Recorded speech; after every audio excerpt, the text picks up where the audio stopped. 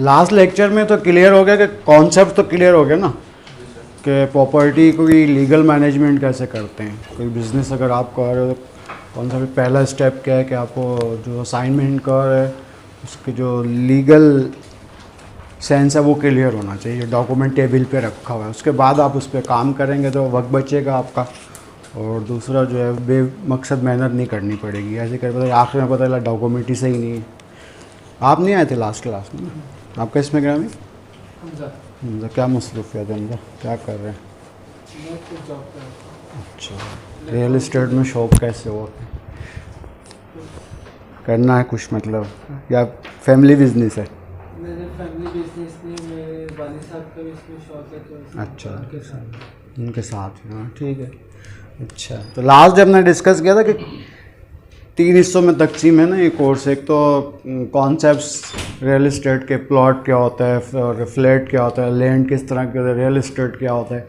फिर दूसरा था जो फ़हीम साहब ने आपकी क्लासेस ली होंगी कि उसको इंटरनली मैनेज, जो डिपार्टमेंटल KDA वगैरह में आप कैसे काम करते हैं। लेकिन इसका सबसे इम्पॉर्टेंट टॉपिक जो है वो रियल इस्टेट लॉज हैं, कवानीन जो उससे रिलेटेड है, वो हमने डिस्कस किए थे कि भाई हम जो मुख्तलिफ कवानीन पढ़ेंगे उनमें एक सबसे इम्पॉर्टेंट जो है वो ट्रांसफ़र ऑफ प्रॉपर्टी एक्ट है, जिसमें प्रॉपर्टी कॉन्सेप्ट्स पता चलते हैं।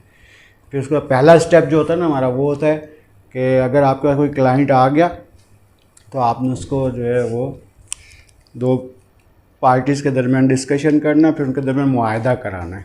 तो वो सेकंड टॉपिक हम डिस्कस कर रहे थे कि मुआहदा कैसा होना चाहिए। मुआहदा वो होना चाहिए जो काबिल कबूल हो, अदालत की नज़र, कानून की नज़र में सही हो, ठीक है। तो कॉन्ट्रैक्ट एक्ट, ये जो तमाम कॉन्सेप्ट्स, लीगल कॉन्सेप्ट्स पता चलते हैं, ये हमें किस बुक से पता चलते हैं, किस कानून से? कॉन्ट्रैक्ट एक्ट से।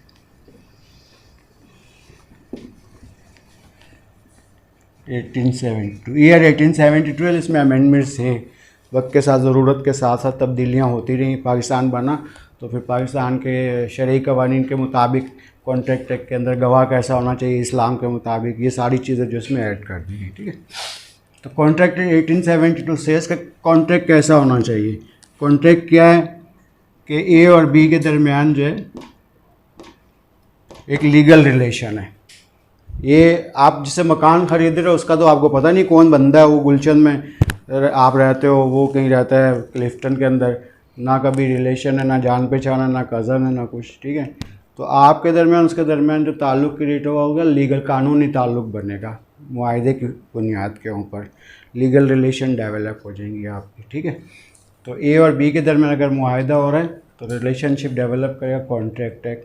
तो अब वो रूल्स बताता है कि किन किन असूलों के मुताबिक, लीगल लॉ कॉन्सेप्ट्स के मुताबिक वो रिलेशन डेवलप होनी है, ठीक है। तो सिंपल हम जब देखते हैं ना तो वो 2 लोगों के दरमियान, आप कहते हैं 2 पार्टी थे A और B, तो उनके दरमियान हमने क्या कर दिया, सेल एग्रीमेंट। कॉमन जो वर्ड यूज़ करते हो ना, वही सेल एग्रीमेंट करा दें। एक बंदा, आपने ऑफ़र किया, उसने अखबार में इश्तिहार दिया, फ्लैट बिक रहा है, आपने क्लाइंट अपना लिया, उसको दिखाया, समझाया, उसने कहा ठीक है मैं ख़रीदूँगा।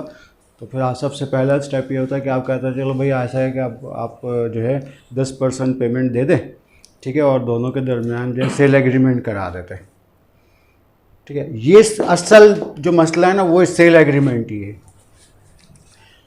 ये अदालतें जो भरी हुई है ना सारी, और ये इसी वजह से कि यही गलत होता है। तो मुआहदा ही सही नहीं होता तो फिर वो उसकी जो है लीगल रेमेडीज़ के लिए अदालत चले जाते हैं। लेकिन ये मैंने बता दिया था लास्ट क्लास में कि अगर मुआहदा सही नहीं है तो अदालत भी कुछ नहीं कर सकती। जो हम बाहर आके जजों को लोग गालियाँ दे रहे होते हैं ना, पैसे ले लिए, ये कर दिया, ऐसा नहीं है। इसलिए कि मेरा मुआहदा ही गलत है जो मैंने जज को दिया है कि सर ये मैंने इससे मकान ख़रीदा था और मैंने 1 करोड़ रुपए में ख़रीदा था, 50 लाख दे दिए, 50 लाख मैं दे रहा हूँ, इसको ले नहीं रहा, मकान भी नहीं दे रहा, क्योंकि उसको ऑफ़र आ गई है 1.5 करोड़ की। ऐसा कॉमन मार्केट में होता है ना कि बेच रहे तो उसके बाद कुछ अरसे बाद दूसरे कहते हैं अरे भाई तुमने यार ये सस्ता दे दिया, एक में 1 करोड़ में दे दिया, मैं तुम्हें 20 दिला रहा हूँ। और 20 लाख बड़े होते हैं ना, वो बंदा फिर टहलाता उसको, अब वो आपको दे नहीं रहा, पैसे ले चुका है, कहते तो अब आप अदालत जाओगे कि सर मेरे दरमियान, इसके दरमियान मुआहदा हुआ था, तो ये अब मैंने 50 दे दिए, 50 लाख ये मैं दे रहा हूँ अदालत के अंदर, उसको बोलो ये मकान मेरे नाम ट्रांसफ़र करे। तो सबसे इम्पोर्टेंट बात क्या होगी, अदालत सबसे पहले आपसे क्या मांगेगी, मुआहिदा मांगेगी।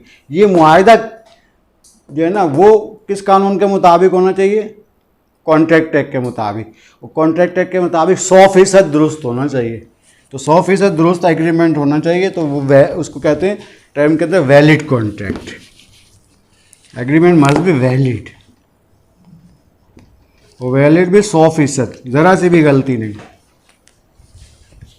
इस मुआहदे में ज़रा सी भी गलती अगर हुई तो फिर अदालत आपको वो 50 लाख भी वापस नहीं दिलाएगी। 50 लाख तो दे दिए ना आपने, ठीक है, इस मुआहदे के तहत नहीं दिलाएगी। वो अलग बोलेगी जाओ भाई रिकवरी का सूट फाइल करो, इसके एक और केस करो इसके ऊपर, वो दूसरे तरीके से मिलेंगे। लेकिन मुआहदे के मुताबिक मकान नहीं मिलेगा आपको, ना ही वो पैसे दिला सकती है अदालत आपको, क्योंकि मेरा मुआहदा जो है वो वैलिड नहीं है ना। वैलिड नहीं है तो फिर क्या होगा, वॉइड होगा। इसका मतलब है ही नहीं। क्या क्या गलती हो सकती है, सबसे बड़ी गलती जो करते हैं लोग, मुआहदा आपने अभी तक कराया, कभी किसी का मुआहदा किया आपने, एग्रीमेंट दो लोगों के दरमियान? तो पहले से फ्रेंड शुदा मिल जाते हैं लोग, ज़्यादातर उसी को फॉलो करते हैं। हाँ शुदा होते हैं। हाँ, रेंट प्रिंट एग्रीमेंट ज़्यादातर जैसे हाँ रेंट भी होता है, वो भी सही होना चाहिए, वो भी इसी कानून के मुताबिक होता है रेंट। लेकिन अभी हम सेल की बात कर रहे हैं। सेल का सेल दो लोगों को बिठाया, बोला भाई ऐसा एग्रीमेंट कर लो, ठीक है ना, तो वो एग्रीमेंट तैयार हो जाता है। तो आप कहते हो भाई ऐसा है 10% आप जो है वो 10% दे दें और ये एग्रीमेंट पे साइन कर दें।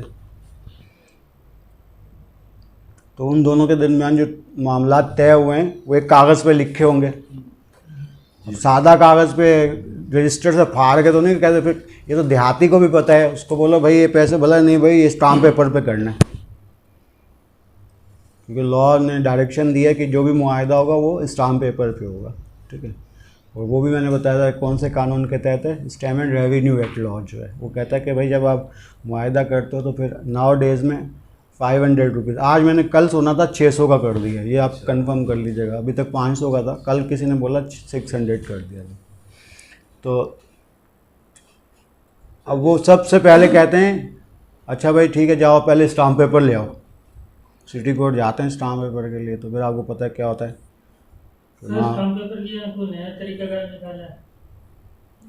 वो स्टाम्प पेपर का नहीं निकाला अभी उन्होंने, रेवेन्यू के स्टैम्प जो लगाते हैं ना वो कंप्यूटराइज किया है उन्होंने। जो आप जब सेल डीड करवाते हैं ना स्टैम्प्स लगाते हैं उसके ऊपर, जो टिकट लगाते हैं वो फिर उसके तहत करते हैं। अभी हाँ अभी एग्रीमेंट अभी फ़िलहाल तो ऐसे ही है, बाद में हो सकता है चेंज हो जाए, अभी फ़िलहाल ऐसे ही है, ठीक है। तो स्टाम्प पेपर जाते हैं लेने के लिए, आपको पता है 500 रुपये के स्टाम्प पेपर पे करना है, अगर आपने 200 रुपये में कर दिया मुआहिदा तो फिर है ही नहीं। अब चलो 500 का स्टाम्प पेपर ले आए, 2 गवाह डालने, एक गवाह जो है वो नहीं मिल रहा था, पकड़ा एक को, अरे यार साइन मार इधर ज़रा और वो 18 उसका शनाख्ती कार्ड ही नहीं बना हुआ, तो मुआहिदा गया। फिर ये आपको 5 करोड़ रुपए या 1 करोड़ रुपए मिलने नहीं है कोर्ट से, फिर आप जो है ना 1 करोड़ दे चुके हो आप, ये मिलेंगे ही नहीं आपको। तो अदालत कहेगी अरे भाई आप अदालत आए और आपका मुआहिदा दिखाओ, मुआहिदा तो ये क्या है भाई आपका गवाही नहीं है इसके अंदर, है स्टाम्प पेपर गलत है, ठीक है। तो फिर इस वजह से जो है वो आपका मुआहिदा जो है वैलिड नहीं है। तो वैलिड का मतलब क्या है, काबिल कबूल, और वॉइड का मतलब अनइनफोर्सेबल, नॉट एक्सेप्टेबल बिफोर, अदालत उसको मानती ही नहीं है। अब वो बाद में आप वो बाहर खड़े होकर कहोगे जज ने पैसे ले लिए, ऐसा नहीं है, जज कर ही नहीं सकता, एक जुमला नहीं लिख सकता अपनी मर्ज़ी से। तो ये लास्ट डे का डिस्कशन था, इसमें कोई क्वेश्चन लास्ट से रेलेवेंट है तो पूछ लो भी, फिर क्योंकि आगे बढ़ेंगे अब। तो इसमें किसी का एनआईसी अगर एक्सपायर भी हो जाता है हाँ तो भी, हाँ एनआईसी एक्सपायर होगा तो मिसाल है उसमें ये होता है कि आपने जैसे रिन्यूअल के लिए जमा करा उसकी रसीद लगा देते हैं, हाँ ये सब लगा सकते हैं। तो तो वहाँ एज फैक्टर किसी गवाह का ज़्यादा हो तो उसका भी मसला होता है क्या चीज़, कि कोई अगर 70-80 साल का उसको गवाही में ले सकते हैं। हाँ 18 साल से ज़्यादा का ले सकते हैं, लेकिन 70-80 साल 90 साल का मतलब उसमें एक और टर्म, एक कंडीशन और भी तो है ना, 3 बताई थी ना, बल्कि 4, कि गवाह, मुआहिदा करने वाले लोग और गवाह कैसे होने चाहिए, कॉम्पिटेंस। 4 का लॉ ने बताया कि भाई वो मुआहिदा जो कर रहे हैं ना, सबसे पहले तो वो 18 साल का है, ठीक है, समझ में आ रही बात, तो साउंड माइंड होना चाहिए। अब अगर 80 साल का बंदा जो है वो पहचाने नहीं, तो फिर तो वो उसका साइन करवा लिया आपने, तो वो कोर्ट में क्या बोलेगा, जज को डॉक्टर साहब ही बोलता रहेगा। जज पूछेगा क्या है, डॉक्टर साहब क्या पूछ रहे हैं। तो साउंड माइंड मतलब अंडरस्टैंडिंग लेवल उसका सही होना चाहिए। और तीसरी बात क्या थी उस पर, पता होना चाहिए उसका मुआहिदे का। हाँ वो तो लास्ट वन है ना।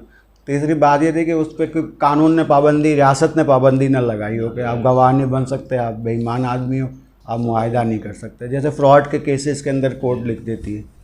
और चौथी बात क्या थी, सज़ा याफ्ता ना हो किसी जुर्म में, क्राइम के अंदर कोई क्राइम किया था उसमें कोर्ट ने उसको सज़ा दे दी, तो वो फिर विटनेसेस और कॉन्ट्रैक्ट नहीं कर सकता जब तक वो कन्विक्टेड है, सज़ा याफ्ता। सज़ा 3 साल की दी थी, 3 साल पूरे हो गए, अब वो कोर्ट से इजाज़त लेगा, एक एप्लीकेशन देते हैं, सर मेरी सज़ा पूरी होगी, मुझे इजाज़त दी जाए कि मैं मुआहिदा कर लूँ, तो फिर वो कोर्ट उसको परमिट करती है। और लास्ट वन इम्पोर्टेंट बात, 5th वन जो थी वो क्या है, गवाह जो है उसको पता हो उस मुआहिदे के बारे में। पता हो ये साला लिखा हुआ इसमें एग्रीमेंट में क्या है। उन्होंने लास्ट में साल दी थी ना, पूछा कि बोलो पता नहीं, अरे कितने का लिया था। जज के सामने पूछ रहे, जज ने भगा दिया, जब तुम्हें पता नहीं है तो मुआहिदा, तो must be aware regarding to that text, जो उसमें टेक्स्ट लिखी हुई है ना, किसने दिया, पहले सबसे पहले मुआहिदा है क्या, सेल एग्रीमेंट किन 2 लोगों के दरमियान हुआ, दोनों का नाम पता है, ठीक है, किस प्रॉपर्टी के लिए मुआहिदा हुआ, सर फ्लैट नंबर फलाना गुलशन इकबाल, वो पक्का याद होना चाहिए, ठीक है, और कितने का बेचा था, कितने का ख़रीदा था या बेचा था, सर इतने का 75 लाख का, कितने पैसे इन्होंने दिए थे, 50 दिए थे, कितने बाकी हैं, सारी डिटेल पर। इसमें कौन कौन लोग गवाह थे, एक आप हो, दूसरा गवाह कौन है, अच्छा ये भी हाँ ये तो सब, क्योंकि वो बी अवेयर्ड का जो कॉन्सेप्ट है वो अगर नहीं है तो फिर अदालत में चले गए ना आप, तो बस अदालत से कुछ नहीं मिलना, क्योंकि वहाँ पर 4-5 सवालों में वो जवाब नहीं दे पाता बंदा, तो जज देख लेता कि गवाह, तो गवाह का मतलब है कि उसको तमाम मालूमात होनी चाहिए, तो फिर आपका कॉन्ट्रैक्ट क्या हो जाएगा, वैलिड। अच्छा अब इसमें एक मुआहिदा वो पढ़ लें आप, कॉन्ट्रैक्ट सेल एग्रीमेंट है। अच्छा सेल एग्रीमेंट करते हैं तो आप 2 तरह का करते हैं, लिख लें, एक फुल एंड फाइनल,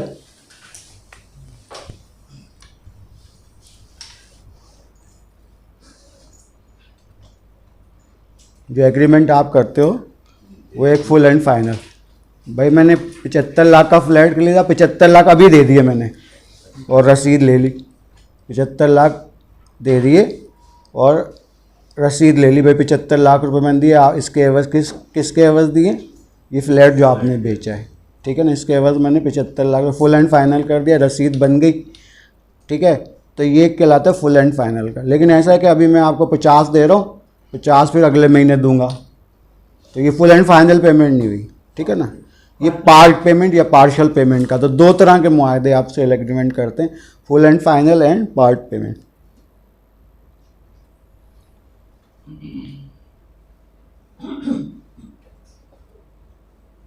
तो वो जो रसीद है वो भी किसी अथोराइज उसकी होती है, ऐसी वाउचर? अभी बात करेंगे उस पर, करेंगे। अच्छा ये बताइए सर, ये जो सेल एग्रीमेंट है, एक तो छपे हुए भी होते हैं और प्रिंट भी निकलते हैं, एक वो लास्ट एक जगह कहीं बैठे हुए थे तो वहाँ 2 लोगों के बीच एक मुआहिदा हो रहा था, तो वो बॉल पेन से मुझसे ही लिखवाया कि ना चलो लिखो मुनीरा, मैं बता रहा हूँ क्या लिखना, तो ऊपर मुआहिदा नामा, वो एक खातून थी, उनके पैसे उन्होंने देने थे, तो वो फ्लैट के मद में वो करना, वो सारा उर्दू में लिखा कि ये वो भी सही है। स्टाम्प पेपर पे अगर लिखा हो ना तो हाथ से उर्दू में लिखा हुआ भी सही है, काबिल कबूल है। लेकिन प्रिकॉशन क्या है, प्रिकॉशन यही है कि भाई आप जो है ना टाइप किया हुआ लें, क्योंकि बाज़ वक़्त ऐसा होता है कि इंक जो है पसीने में फैल गई, ख़राब हो गई, मसले आते हैं, जज पढ़ नहीं सकता। अब एक ज़ीरो भी अगर नहीं पढ़ा तो फिर क्या होगा, मिसाल है कि 1 करोड़ है तो ज़ीरो कम है तो 10 लाख हो गए। इस वजह से हाँ, अब वो क्लेम करेगा मैंने 1 करोड़ दिया, जज कहेगा अरे भैया तो 10 लाख लिखे हुए इसमें, या मिट गया या कोई रीज़न हो गया, इसलिए टाइप जो है ना, हाँ टाइप किया हुआ डॉक्यूमेंट जो था वो सही था। गवाह जो है वो साइड में उनके वो हुए, ऐसा भी होता है। हाँ वो भी हम फॉर्मेट देखेंगे ना, इसमें मौजूद है। हाँ वो फॉर्मेट है ना, बुक मिल गई आप सब लोगों को? अच्छा बुक में है। हाँ अच्छा, तो ये चीज़ें अब ये समझ में आ गया कि एग्रीमेंट जो है वो दो तरह के होते हैं, पार्ट पेमेंट है, फुल एंड फाइनल, और पार्ट पेमेंट का। बाकी ये चीज़ों में से कोई एक भी कम नहीं है, चाहे पार्ट पेमेंट का एग्रीमेंट है या फुल एंड फाइनल का, must be tacked on 500 rupees stamp paper कल तक। आज हो सके 600 का हो गया तो 600 का लेना पड़ेगा, ठीक है। तो गवाह, देयर मस्ट बी 2 विटनेसेस, वो बता दिया साउंड माइंड हो, मेजर हो, कन्विक्टेड ना हो, कोर्ट ने पाबंदी, हाँ, और बी अवेयर्ड हो, हर चीज़ का पता होना चाहिए उसको, वरना बेकार है वो, गवाह का फ़ायदा नहीं है, ठीक है। बी अवेयर्ड होना चाहिए। तो यहाँ तक हो गई बात। अब आपने एक एग्रीमेंट करना है फुल एंड फाइनल, ठीक है। तो इसमें पेज नंबर देखें, बुक के अंदर होगा फुल एंड फाइनल, पहला ही आपका जो डॉक्यूमेंट है ना वो फुल एंड फाइनल का है।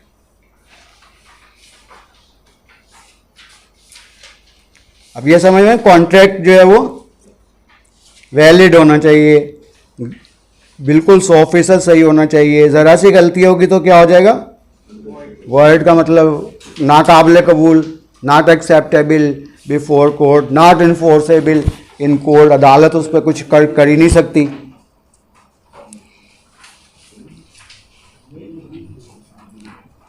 पेज नंबर पढ़े हैं इस पे? हाँ यार, ये लास्ट टाइम भी मसला आया था इनका।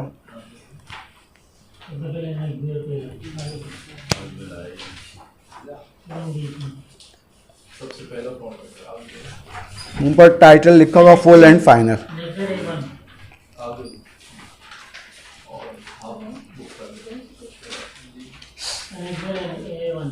पहला फॉर्मेट एनेक्सर A1 लिखा होगा, ठीक है ठीक है।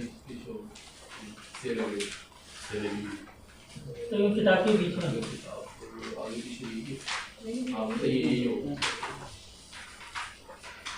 लास्ट ही ट्वेल्व मैटर्स जो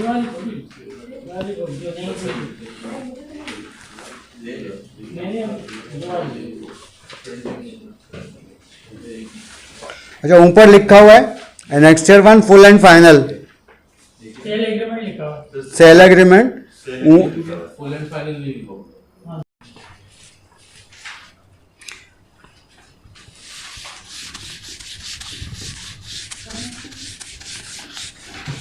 सेल तो समझ गए ना, सेल का जो कॉन्सेप्ट है वो क्या है, transfer of ownership basis on amount consideration.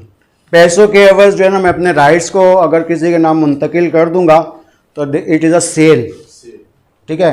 और अगर पैसों के बगैर वैसे ही मोहब्बत में दे दिया तो गिफ्ट। और मैंने ये कहा कि ये फ्लैट आप ले लो, गुलशन वाला मुझे दे दो, तो एक्सचेंज। तो बेसिक 3 कॉन्सेप्ट्स हैं, ठीक है। कि अब उसमें पहला जो है वो सेल है। अब सेल कर रहे हैं तो फिर क्या बनाना पड़ेगा, सेल एग्रीमेंट, ठीक है। सेल एग्रीमेंट किस कानून के तहत बनेगा, कॉन्ट्रैक्ट एक्ट 1872 के तहत, ठीक है। अब मुआहिदा करने के लिए मुआहिदा 2 लोगों के दरमियान होगा, ठीक है। तो 2 लोगों के दरमियान होगा, एक पार्टी सेलर होगी और एक परचेजर होगी या बायर होगी, ठीक है। तो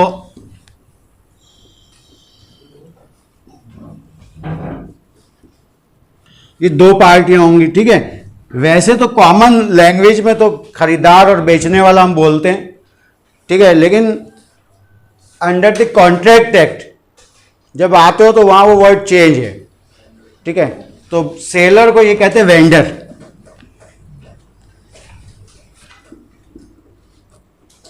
और बायर को कहते हैं वेंडी। बस ये फर्क है, थोड़ा सा ये जहन में रखें। कहीं देखें कि एग्रीमेंट में लिखा हुआ है वेंडर, तो बोले यार ये कौन सी चीज़ आ गई।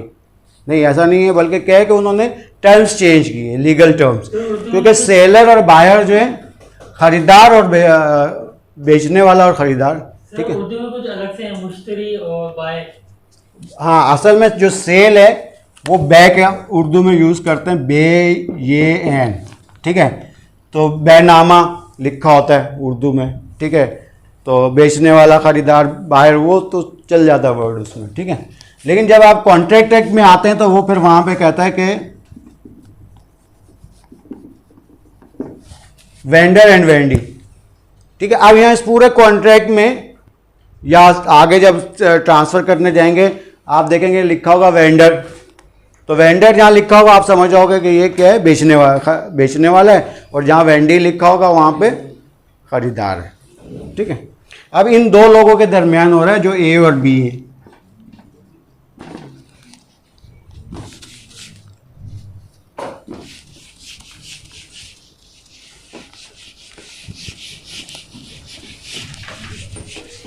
अब ए की तमाम मालूमात लिखनी है इसमें, ठीक है।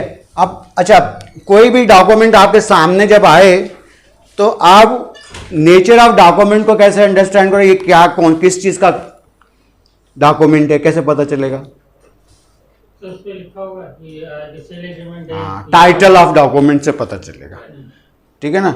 अब मिसाल है, अगर आपने फ्रंट पेज के ऊपर अक्सर लिखा होता है सेल एग्रीमेंट, ठीक है, या गिफ्ट डीड, ठीक है, या रेंट एग्रीमेंट, ठीक है, ये सारे टाइटल लिखे होते तो देख के बंदा समझ जाता है। या पावर ऑफ अटॉर्नी, हाँ भाई ये डॉक्यूमेंट किस चीज़ का, पावर ऑफ अटॉर्नी का है, ये सेल एग्रीमेंट का है, ठीक है, ये सेल एग्रीमेंट है, ये गिफ्ट डीड है।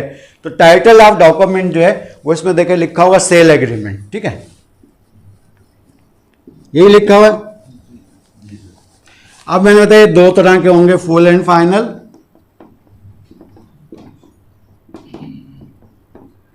पेमेंट का कि सारी पेमेंट कर दी, ठीक है, या part payment.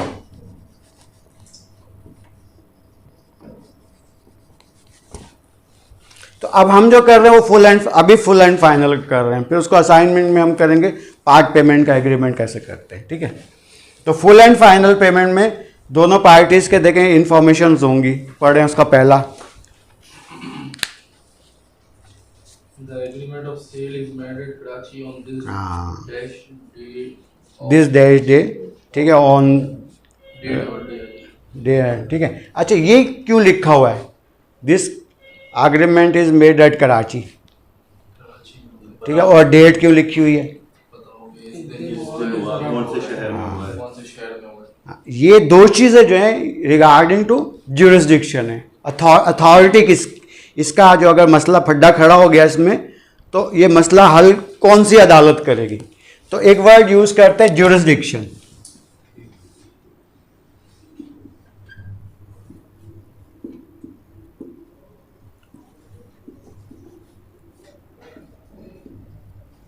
Area and pecuniary, amount से रिलेटेड। एरिया हो, एरिया किस इलाके का है, ठीक है। डेस्टिनेशन का है। अब मिसाल है कराची है ना, तो फिर कराची में सेंट्रल है, ईस्ट वेस्ट, कौन सी जगह, गुलशन में अगर हुआ है तो इस मसले पे डिस्प्यूट अगर होगा तो गुलशन ईस्ट का जज सॉल्व करेगा, ठीक है। अगर अपना नाजमाबाद में हुआ है तो सेंट्रल का जज सॉल्व करेगा, ठीक है। तो आपने लिख दिया ज्यूरिसडिक्शन में एरिया, मिसाल का कराची, ठीक है। कराची में फिर जब नीचे एड्रेस लिखेंगे ना, नीचे एड्रेस लिखेंगे कि ये मकान खरीद रहे हैं हम लोग, गुलशन वाला, ठीक है। तो अब ये अगर इस मकान से मुतालिक कोई आपस में डिस्प्यूट क्रिएट होता है तो फिर उस मकान का एड्रेस अगर गुलशन का है तो गुलशन वाला जज सॉल्व, डिस्ट्रिक्ट जज जो है उससे रिलेटेड जो भी जज होगा वो सॉल्व करेगा। तो इट इज़ कॉल्ड ज्यूरिसडिक्शन। ये आपने देखा होगा एरिया हदबंदी होती है, थानों का भी मसला होता है ना, कभी कभी आपने सुना होगा, आप जाओ, आओ मेरी बाइक छिन गई, ठीक है, तो थाने में जाओ, कहते हैं कहाँ छीनी, बोला सर वो उधर क्या नाम है अपना वाटर पंप है। तो भाई वो आप वहाँ थाने में जाओ ना, यहाँ पे नहीं है, गुलशन के थाने में आपकी FIR नहीं कटेगी। या कोई वारदात हो जाते तो दो थाने आपस में डिस्प्यूट है, भाई हमारा नहीं है, केस हैदरी थाने का है, खासकर स्पेशली होता है बफर जोन और हैदरी वालों का जो है वो डिस्प्यूट रहता है, क्योंकि बिल्कुल पता ही नहीं चलता कौन सा बफर जोन है तो कौन सा नाजमाबाद है। तो एरिया ज्यूरिसडिक्शन, एरिया लिमिट्स क्या हैं, हदबंदी, लीगल बाउंड्रीज, ज्यूरिसडिक्शन के लीगल बाउंड्रीज, एरिया ज्यूरिसडिक्शन, ठीक है। Pecuniary, amounts related, PECUNERY, pecuniary, amount से रिलेटेड। अब एक मकान आपने खरीदा 5 करोड़ का, पिकनरी जो है वो डिस्ट्रिक्ट कोर्ट से 5 से 6 करोड़ तक का अगर कोई चीज़ परचेज करते हैं, आप मकान खरीदते हैं, तो उसका अगर डिस्प्यूट क्रिएट हो जाता है तो आपका जो केस फाइल होगा वो लोअर कोर्ट में हो, डिस्ट्रिक्ट कोर्ट में होगा। लेकिन 6 करोड़ से ज़्यादा की प्रॉपर्टी खरीदते हैं तो फिर आपको हाई कोर्ट जाना पड़ेगा। तो ये 2 लिमिट्स होगी ना। तो 6 करोड़ से कम में डिस्ट्रिक्ट का है। 6 करोड़ पहले 1.5 था, अब 6 कर दिया ये कोई। भी है ना, पुलिस और FIA का भी कुछ मेरे ख्याल है कि वो क्रिमिनल में है, सिविल हमारा प्रॉपर्टी के इससे इश्यू नहीं है, ठीक है। तो पिकनरी मतलब पैसे से रिलेटेड 6 करोड़ तक की कोई चीज़ खरीदोगे तो आपका केस जो है वो पिकनरी ज्यूरिसडिक्शन क्या होगी, डिस्ट्रिक्ट कोर्ट। 6 करोड़ से ज़्यादा होगी तो पिकनरी अमाउंट से रिलेटेड जो है हद कितनी होगी, बढ़ गई तो आप कहाँ जाओगे, हाई कोर्ट जाओगे। तो 6 करोड़ से ज़्यादा की प्रॉपर्टी होगी तो आपका डिस्प्यूट अगर होगा तो फिर वो हाई कोर्ट जाएगा, तो ये पिकनरी होगी, ठीक है। फिर ये डिस्ट्रिक्ट कोर्ट जो है सिविल कोर्ट आपके, हाँ, वो तो हाई कोर्ट भी सिविल ज्यूरिसडिक्शन है ना वहाँ पे भी। हाँ, लेकिन पैसे का मसला है, 6 करोड़ से कम का है या 6 करोड़ तक का है तो फिर डिस्ट्रिक्ट कोर्ट, सही, ठीक है। यानी सर डिस्ट्रिक्ट के अंदर ही सिविल का डिपार्टमेंट होता हाँ, वो तो हर जगह, हाई कोर्ट में भी ऐसा ही है, डिस्ट्रिक्ट कोर्ट्स में भी ऐसा ही है। क्रिमिनल भी हैं, जजेज, क्रिमिनल मजिस्ट्रेट्स बैठे हुए हैं, ठीक है, ADJ बैठे हुए हैं, डिस्ट्रिक्ट जज बैठा हुआ है, सिविल जज, सीनियर सिविल जज, रेंट कंट्रोलर, फैमिली जज, ये पूरा एक अलग ही वो एक खानदान है इनका। तो पिकनरी से समझ गए ना। और एक ज्यूरिसडिक्शन क्या होती है, इलाका, किस इलाके में आपका मसला है, आपने किस इलाके में मकान ख़रीदा है, ठीक है। आपने मकान ख़रीदा है बफर जोन में, तो डिस्प्यूट अगर क्रिएट होता है तो कौन सा जज सॉल्व करेगा, सेंट्रल का, ठीक है। और अगर गुलशन में ख़रीदा है तो फिर ईस्ट का जो जज बैठा हुआ है वहाँ पे, ईस्ट वाले जजेस जो है उनके पास आपको जाना पड़ेगा। यहाँ तक हो गया। इसके अलावा अगला जो है वो लिखी हुई डेट, क्या आप पढ़ें पूरा ज़रा। जी सर, डेट लिखी हुई है बिटवीन, फिर नाम आ जाएगा बल्दिया मुस्लिम अडल्ट होल्डिंग CNIC, वेंडर का नाम आएगा पहले। डेट क्यों लिखते हैं, लिखा भाई आज हुआ मुआहदा, सर 3 साल तक होता है। हाँ, मुआहदा जो है आज हुआ, ठीक है। अब इससे रिलेटेड तमाम लीगल प्रोसीडिंग जो है क्या क्या हो सकती है कि भाई एग्रीमेंट तो कर दिया, तो सेल डीड अपने नाम भी तो मुंतकिल करवाना ना, सेल डीड भी तो करवानी है। तो सेल डीड करवाने का टाइम कितना है, 3 साल का है। 3 साल के बाद अगर जाओगे इस एग्रीमेंट की बुनियाद के ऊपर तो फिर सेल डीड नहीं होगी आपकी, ठीक है। तो जो एग्रीमेंट आप करते हो उसमें जो डेट लिखते हैं उसका मतलब है आज फर्स्ट डे है, ठीक है ना। तो इसी डेट पे जब 3 साल पूरे हो जाएंगे तो उसके अगले दिन अगर अदालत जाओगे, अदालत भगा देगी आपको, क्या है कि टाइम बार्ड हो गया। तो एक और जो सपोर्टिंग लॉ हमने लास्ट डे पढ़े थे उनमें भाई स्टाम्प पेपर किस कानून के तहत लेकर आते हैं आप, सपोर्टिंग लॉज में स्टैम्प एंड रेवेन्यू एक्ट, ठीक है। ये स्टाम्प पेपर जो लाते हैं किस कानून के तहत लाते हैं, stamp and revenue act. Stamp and revenue act ना, जहाँ जाते हैं आप कहीं टिकट लगाने, तो कहीं जो भी गवर्नमेंट से रिलेटेड काम होता है सारा, वो आप जो है उसमें कुछ स्टाम्प पेपर लेना है, टिकट लगाने, या आप जहाँ चले जाएं डाकखाने में तो उसमें कुछ पैसे जमा करवाने पड़ते हैं।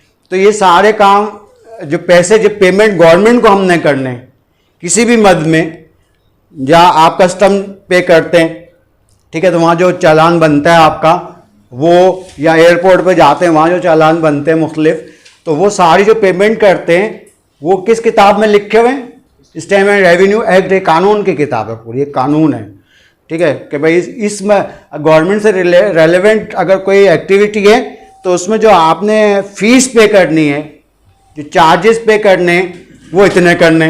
अब कैसे पता चलेगा कितने पे करना है, तो इस किताब को पढ़ेंगे उसमें पता चलेगा कि इस काम के पैसे जो हैं इतने पेमेंट करने हैं हमें। वैसे टिकट क्यों, जो टिकट्स होते हैं, टिकट क्यों लगता है ये भाई आप स्टैम्प एंड रेवेन्यू ने कहा कि भाई आप ऐसा है कि 500 रुपये भरें, मिसाल है, इस काम के एग्रीमेंट करना है ना, 500 रुपये आपने देने। वो तो 500 का ले आएगा। वो भी टिकट ही है ना, मेरा बड़ा वाला टिकट है। सही। तो वो छोटे, अब आपको कहते हैं कि जब आप रसीद बनाते हैं तो 5 रुपये का टिकट लगाएं, छोटा सा आपने देखा होगा एक टिकट होता है। तो वो भी किस किताब में लिखा हुआ है? इसी में लिखा है स्टैम्प एंड रेवेन्यू का। जब रसीद बनाएंगे तो जो आदमी पैसे लेगा उसका जो साइन करेंगे उस रसीद के ऊपर 5 रुपये का टिकट भी होना चाहिए। तो ये सारा रेलेवेंट है। अच्छा, 2 गवाह जो पेश किए वो किस कानून के तहत? Witness Act. Evidence act.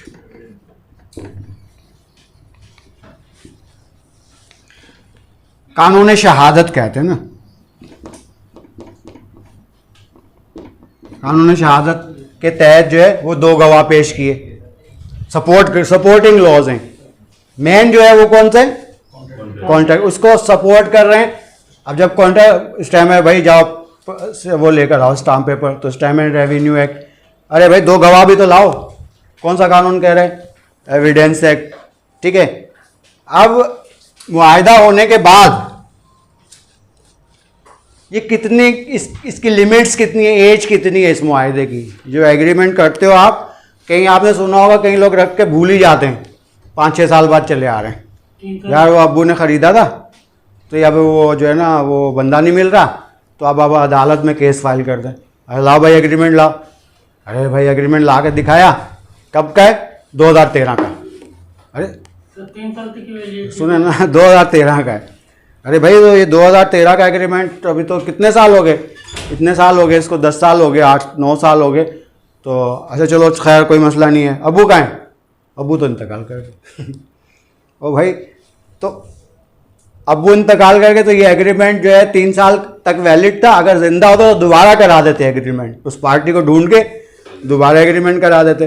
ठीक है, लेकिन अब अब्बू भी नहीं है और एग्रीमेंट भी नहीं है, क्योंकि एग्रीमेंट की लिमिट्स जो है 3 साल। अब ये तमाम काम, अब आपने एक और मिसाल सुनी होगी कि अदालत के अंदर जो है मेरे खिलाफ किसी केस में मेरे खिलाफ फैसला आ गया।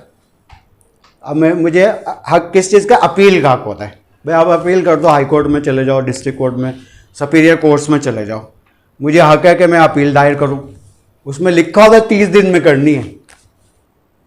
31वें दिन है जज भगा देगा, चलो भागो यहाँ से, 30 दिन पूरे हो गए। तो 30 दिन में अपील होती है। ठीक है, 30 दिन से ज़्यादा में करेंगे तो कोर्ट कबूल ही नहीं करेगी उसको। सही है। अब ये कैसे पता चलेगा कि अपील के 30 दिन है और एग्रीमेंट जो है वो 3 साल का होता है, रसीद और ये सारी चीज़ें जो है? तो उसके लिए जो लॉ है वो है limitation act.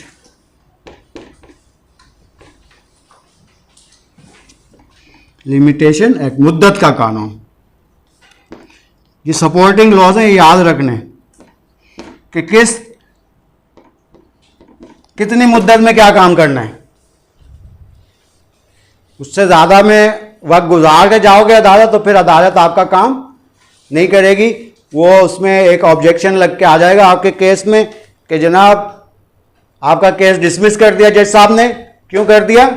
Due to time bar. Sir बहुत सारे लोगों जैसे नहीं पता होता लोग। हाँ, ये वो सारी कानून की किताबें जमा करके ना इतना बड़ा ढेर लगा दो, उसके ऊपर लिमिटेशन एक्ट रखा हुआ है सबसे ऊपर। उसके अंदर लिखा है भाई इस काम में इतने काम वक्त में नहीं काम करना है। नहीं किया तो इंग्लिश का एक वो कॉमन वर्ड यूज करते हैं, नेग्लिजेंस मस्ट पे। गलती की है ना, भुगतो। वो जो ये भुगत रहे होते हैं ना लोग से, आ रहे जा रहे हैं, गलती हो उसके लिए कोई कानून नहीं बनाया। नहीं, इसमें लिमिटेशन एक्ट में बस अगर आपने नहीं करवाया ना इतने वक्त में, अब अदालत आपको या रियासत आपके मददगार नहीं है। आपने गलती कर लिया, भुगतो। नेग्लिजेंस मस्ट पे, बेवकूफ़ी की है तो आप भुगतो।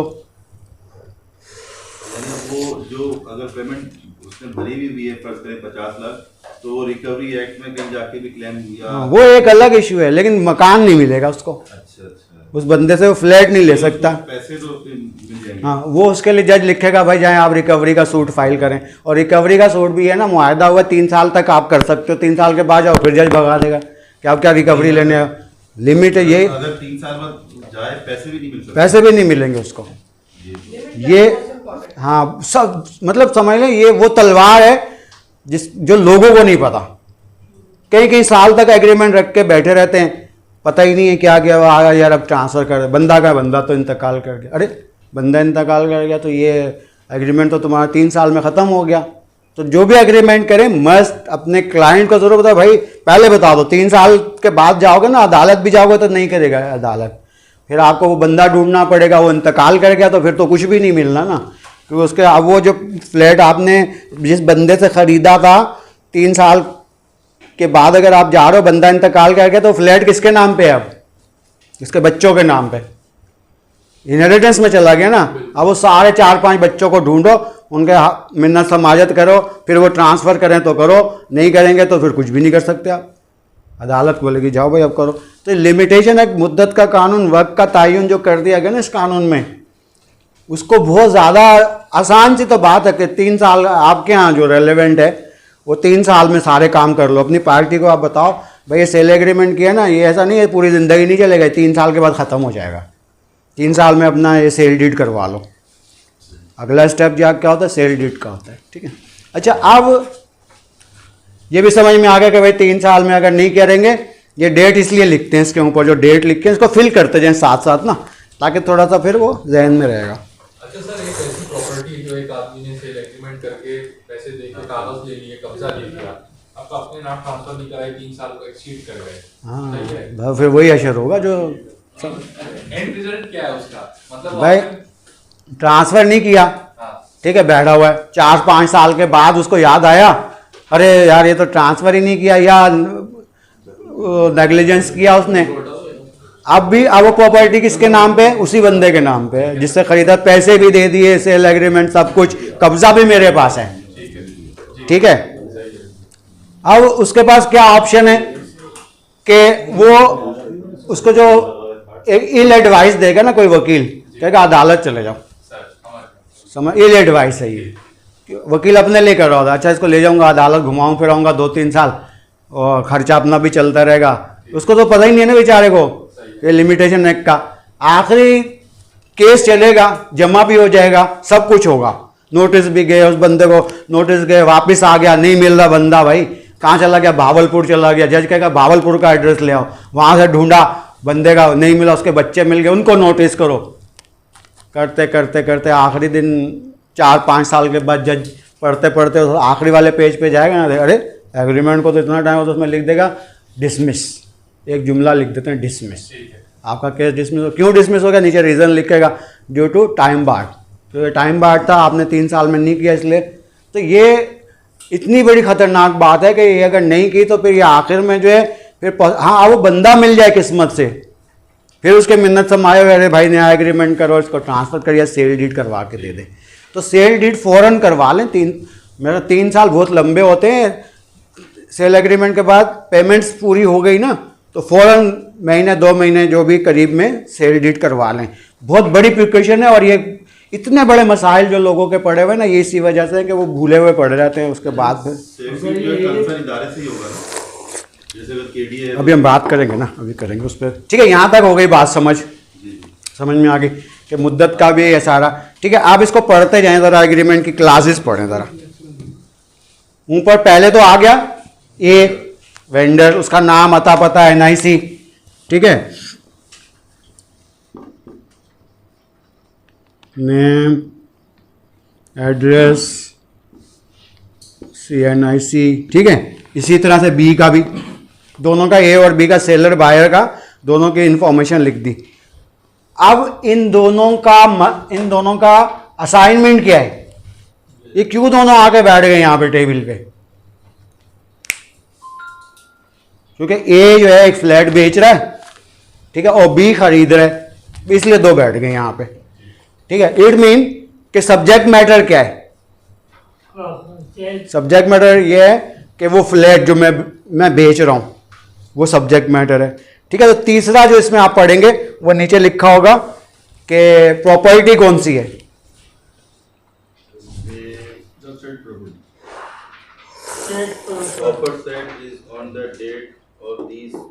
हाँ, सीज्ड, ठीक है,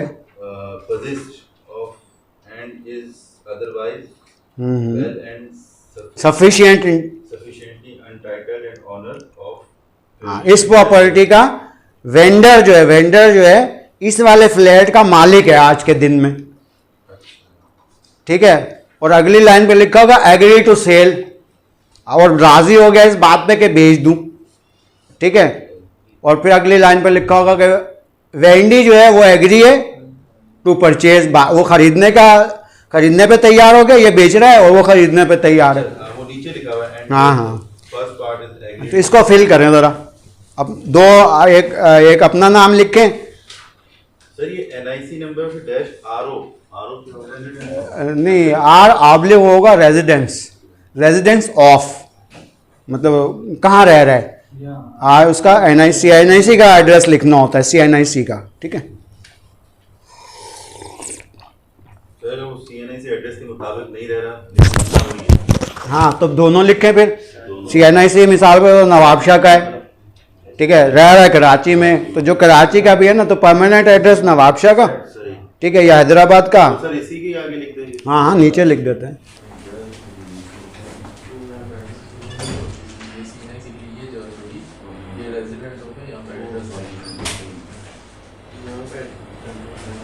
अच्छा सर ये जैसे 00 आ रहा है डेट हाँ, में, एक मिनट। अब ये पहले में तो आपने ऊपर लिख दिया कि agreement is made at Karachi this day. आप दोनों चीज़ें समझ में आ गई कि ये एग्रीमेंट कराची में हो रहा है, तो क्या कराची की ज्यूरिसडिक्शन में जो है अगर कोई मामला गड़बड़ होता है तो यहाँ सॉल्व होगा, ठीक है। फिर डेट लिख दी। डेट से क्या पता चला कि आज की जो डेट मेंशन की है, फिर नेक्स्ट आफ्टर 3 ईयर, आज ही के दिन के अगला दिन जो होगा फिर रियासत जिम्मेदार नहीं। अच्छा, ये सारी जिम्मेदारी स्टेट की है। रियासत की जिम्मेदारी है आपके राइट्स का तहफ़्फ़ुज़ करना। आपको आपकी बाइक चोरी हो गई है तो आप तो नहीं ढूंढ सकते ना भाई, बाइक कौन ढूंढता है? सही। अब वो एक अलग मसला है, वो टायर नहीं मिल रहे या इंजन नहीं मिल रहा, वो एक अलग मसला है। लेकिन पुलिस ढूंढेगी। क्यों ढूंढेगी भाई? पुलिस को कोई मैं तनख्वाह देता हूँ? पुलिस क्यों ढूंढेगी?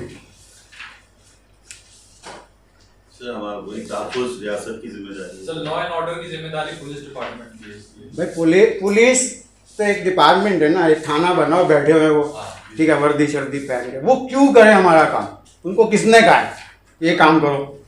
गवर्नमेंट ने कहा है। गवर्नमेंट ने सर वो हमारे टैक्स पे जो है वो ये सब कानून कानून बनाया, कौन सा एक यूनियन बनी है, जैसे फ्लैट की यूनियन होती है, ये हमारे मुल्क की एक खिदमत गुजार है। ये सुबह चीफ जस्टिस आ जाते हैं, अदले जहांगीरी लाते हैं, आओ इंसाफ बांट रहा हूँ। ये सुबह सुबह क्यों आके बैठ जाते हैं? सदर पाकिस्तान आ जाते हैं, वज़ीर आज़म जो होता है वो अपने ऑफिस में आ जाता है, ठीक है। फिर ये अस्पताल खुल जाते हैं, ये स्कूल खुल जाते हैं, कॉलेज खुल जाते हैं, यूनिवर्सिटी। शाम को अपना जब टाइम बंद करने का बंद किया, सामान उठाया, घर चले जाते हैं सारे, ठीक है। फिर इतवार को बोलते हैं आज छुट्टी करेंगे। ये क्यों नहीं कहते इस इतवार को नहीं करेंगे, हम पीर वाले दिन छुट्टी करेंगे या मंगल को कर लेंगे इस दफ़ा ना, अगले हफ्ते। इतवार की छुट्टी नहीं करी। इतवार की क्यों होती है?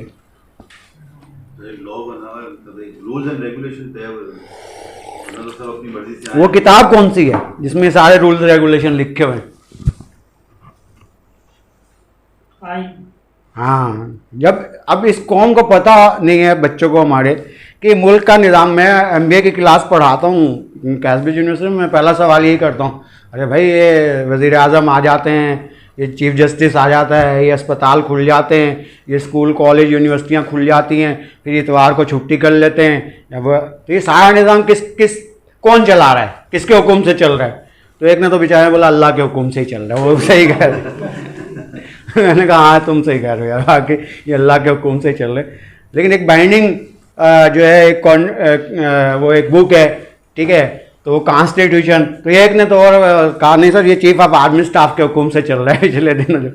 हाँ ये भी सही है, ये भी सही है। तो पाकिस्तान कॉन्स्टिट्यूशन की जो बुक है, आइन है पाकिस्तान 1973, आइन 1973 का आइन जिसको कहते हैं, वो किताब जो है वो आपकी मास्टर बुक है। उसके तहत ही सारा मुल्क निज़ाम पूरे मुल्क का चल रहा है। इलेक्शन कैसे होंगे, वज़ीर आज़म, सदर, असेंबलियाँ कैसे बनेंगी, चीफ जस्टिस को कब तब्दील करना है, कितनी उम्र तक का चीफ जस्टिस चलेगा, फिर दूसरा लेकर आना है, उस किताब में जब अमेंडमेंट होगी तो फिर बाजवा साहब को एक्सटेंशन मिलेगी, वरना नहीं मिलती उनको।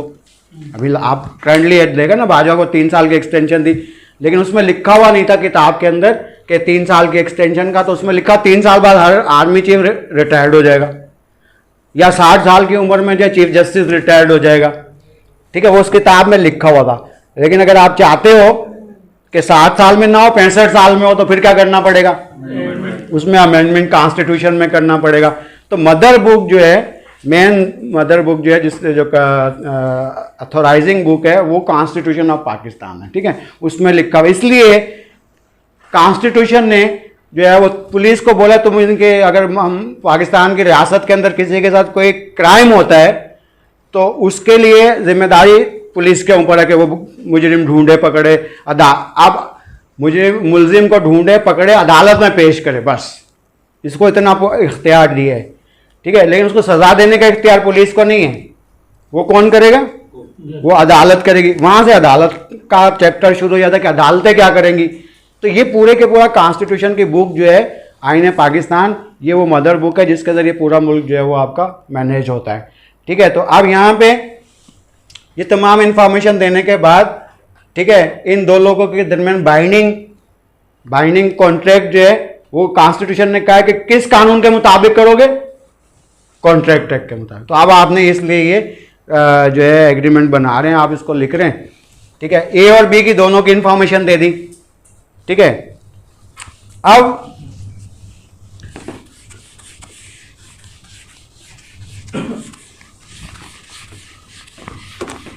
ये ज्यूरिसडिक्शन समझना, ये बड़ा इंपॉर्टेंट वर्ड है, हदबंदी, लीगल बाउंड्रीज, कि आपकी कानूनी जो है ना हदबंदी, क्या कर सकते हो आप, लीगली क्या कर सकते हो, कितनी आपकी अथॉरिटी है। आप कमिश्नर है तो उसकी अथॉरिटी और ज्यूरिसडिक्शन क्या है।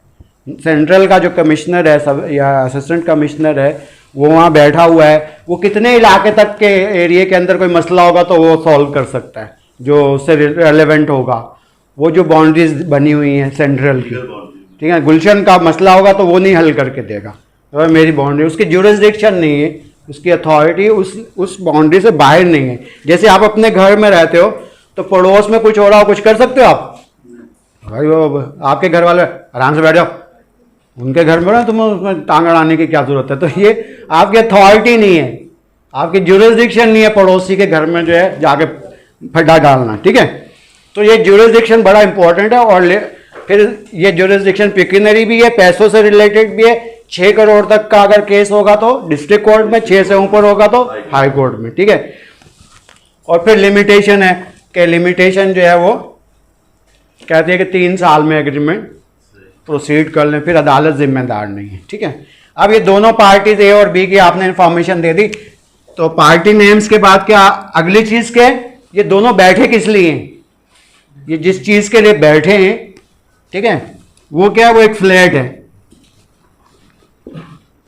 R166 मिसाल के तौर पर, ठीक है। तो लीगली इस फ्लैट को या जो चीज सेल कर रहे हैं या जो चीज बेच रहे हैं हम, लीगल टर्म में इसको कहते हैं सब्जेक्ट मैटर क्या है।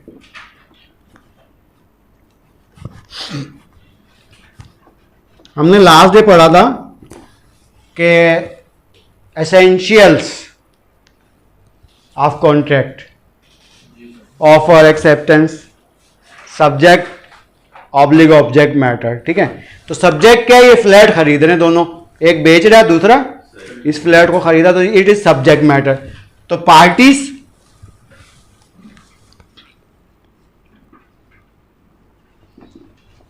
ए और बी जो भी है, ए ऑफर कर रहा है और बी क्या कर रहा है, उस ऑफर को एक्सेप्ट कर रहा है, ठीक है भाई 1 करोड़ में मैं आपका ये फ्लैट खरीद रहा हूं, तो ये फ्लैट क्या होगा, सब्जेक्ट मैटर। ये तो पार्टीज हो गई, ऑफर ही हो गया और एक्सेप्टेंस करने वाला हो गया, और ये सब्जेक्ट मैटर हो गया। कितने का खरीद रहे हो, 1 करोड़ रुपए का खरीद रहे या 75 लाख का खरीद रहे, 75 लाख। तो ये जो 75 लाख है, ये लीगल टर्म में क्या कहलाएगी, कंसीडरेशन, ठीक है। अब इसको अगला देखें, उसमें लिखा होगा कि मालिक जो है ना, ये किस चीज का है, तो सब्जेक्ट मैटर, फ्लैट नंबर, जो भी आप लिखना चाहें वो लिख सकते हैं इसमें। दोनों पार्टीज के नाम आ गए, ठीक है। फिर लिखा whereas the vendor above said, ऊपर जो बताया ना ये वेंडर जो बताया। अच्छा अब इसमें देखें पूरी इंफॉर्मेशन, नाम, अब्बू वालिद का नाम, एड्रेस, CNIC नंबर और पूरी इंफॉर्मेशन के बाद कहा गया कि refer to as the vendor. ये पूरा टाइटल जो है ना, ये पूरा जो पेज आपने लिखा है 4-5 लाइनें, इसको एक वर्ड में जो है वो कंसाइज कर दिया, दैट इज वेंडर। अब इस पूरे एग्रीमेंट में चाहिए 1 सफ़े का हो या 20 सफ़ों का हो, इसमें अब ये पूरा उसका नाम हम लिखने की जरूरत नहीं है। आप क्या लिखेंगे? वेंडर। भाई का मतलब है वो मोहम्मद आसिम साहब हैं और उनका NIC नंबर ये है और ये है, तो वेंडर वर्ड में समो दिया, पूरे का पूरा उसका डाटा जो था एक वर्ड में हमने कह दिया ये वेंडर है। फिर उसके बाद कहा कि वेंडी।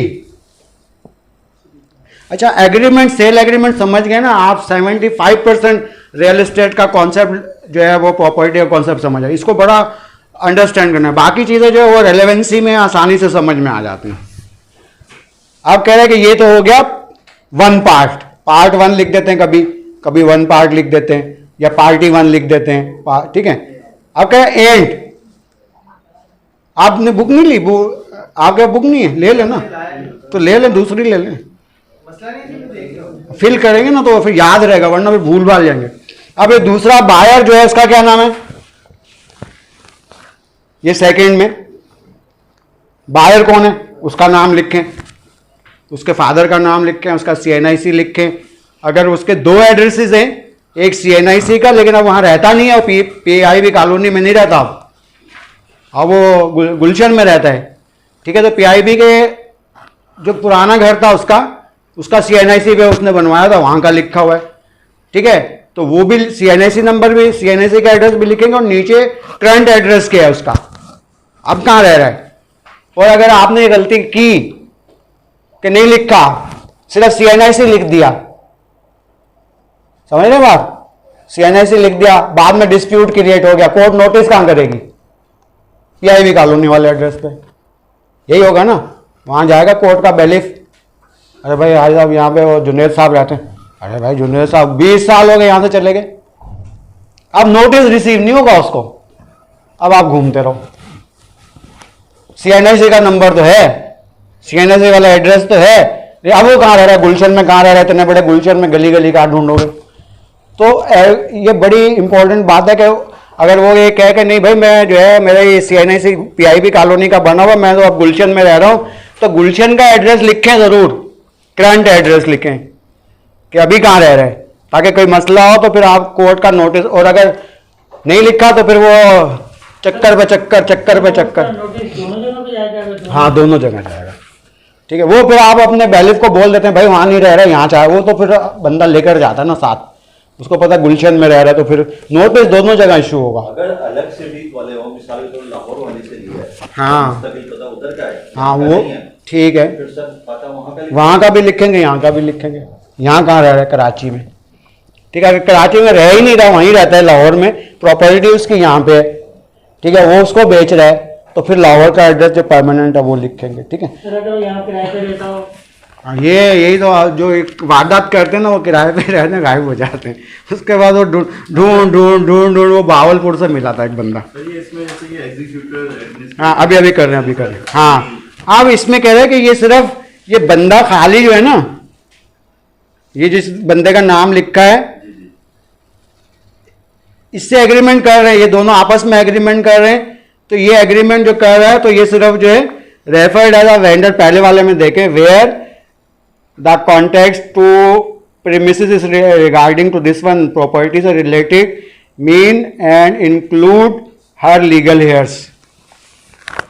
अगर वो मिसाल है आज एग्रीमेंट किया, परसों उसका एक्सीडेंट हो गया, इंतकाल हो गया, 2 दिन में 4 दिन में भी इंसान इंतकाल कर जाता है, तो फिर कौन जिम्मेदार है? Legal hairs.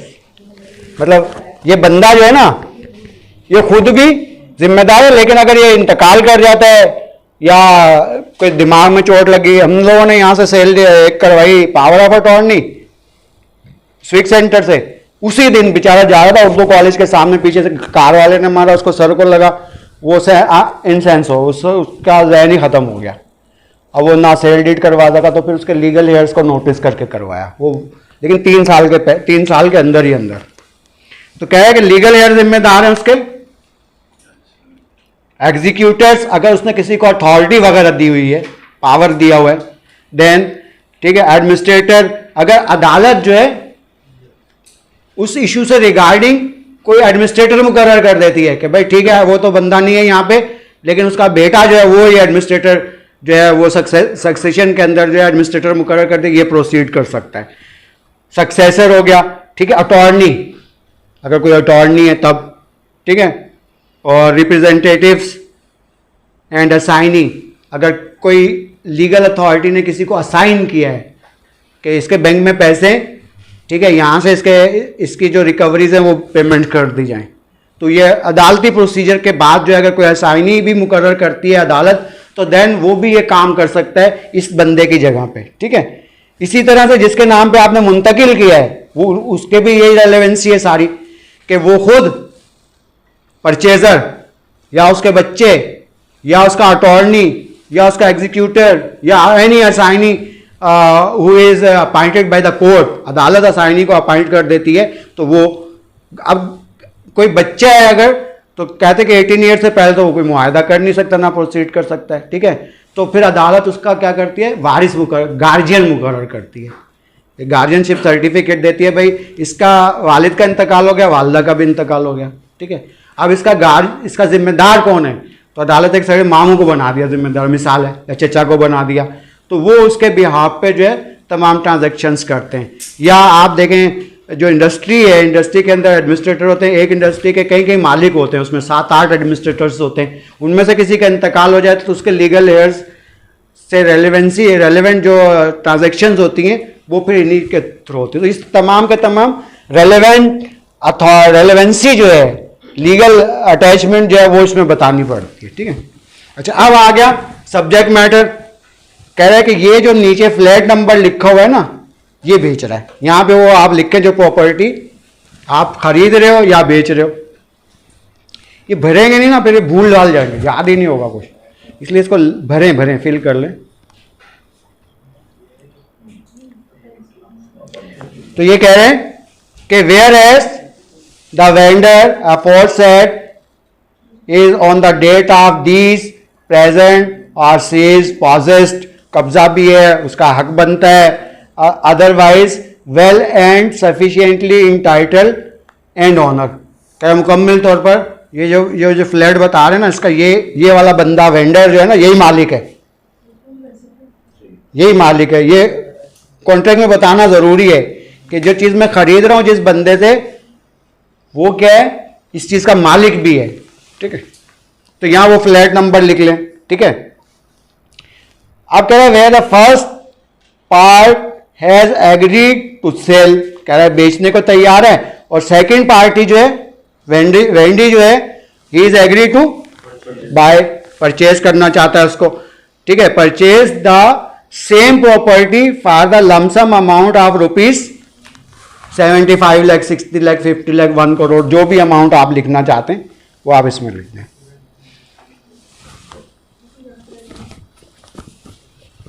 अब आपने लिख दिया 1, 2, 3,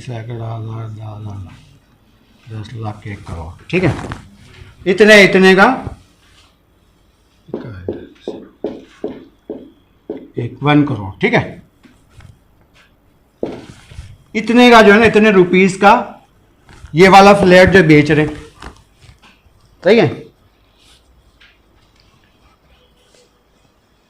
आप ने पेमेंट करनी है, ठीक है। तो आपने उसको 10 लाख दे दिए, 90 लाख देने, क्लेम आप पेमेंट नहीं करे, वो अगर क्लेम करेगा तो कितने का करेगा, भाई 90 वापस, मेरे 90 तो दो, 10 तो आपने दिए, 90 बाकी वो तो दो मुझे, ठीक है। अगर एक 0 कम होगा तो क्या होगा, गलती हो गई, बहुत बड़ी गलती हो गई। अदालत में जाओगे, अदालत कहेगी भाई कितने पैसे देने, बस 10 लाख, बस 10 लाख तो दे दिए इसने, बोला ये कितने, अरे तो 0 कम है इसमें, ये बड़े बड़े बहुत बड़े बड़े कारोबारी ये गलती करके बैठे हुए हैं अदालत के अंदर। सर अगर ये इसमें भी लिखे हो वैसे हाँ, भी लिखे हो, तो इसमें रुपीज एक जो है ना 7 लिखते हैं इनवर्ड्स, ठीक है, टेक्स्ट में लिखेंगे कि 1 करोड़, ये जो लिखा हुआ है ना 7, ठीक है, रुपीज 1 करोड़।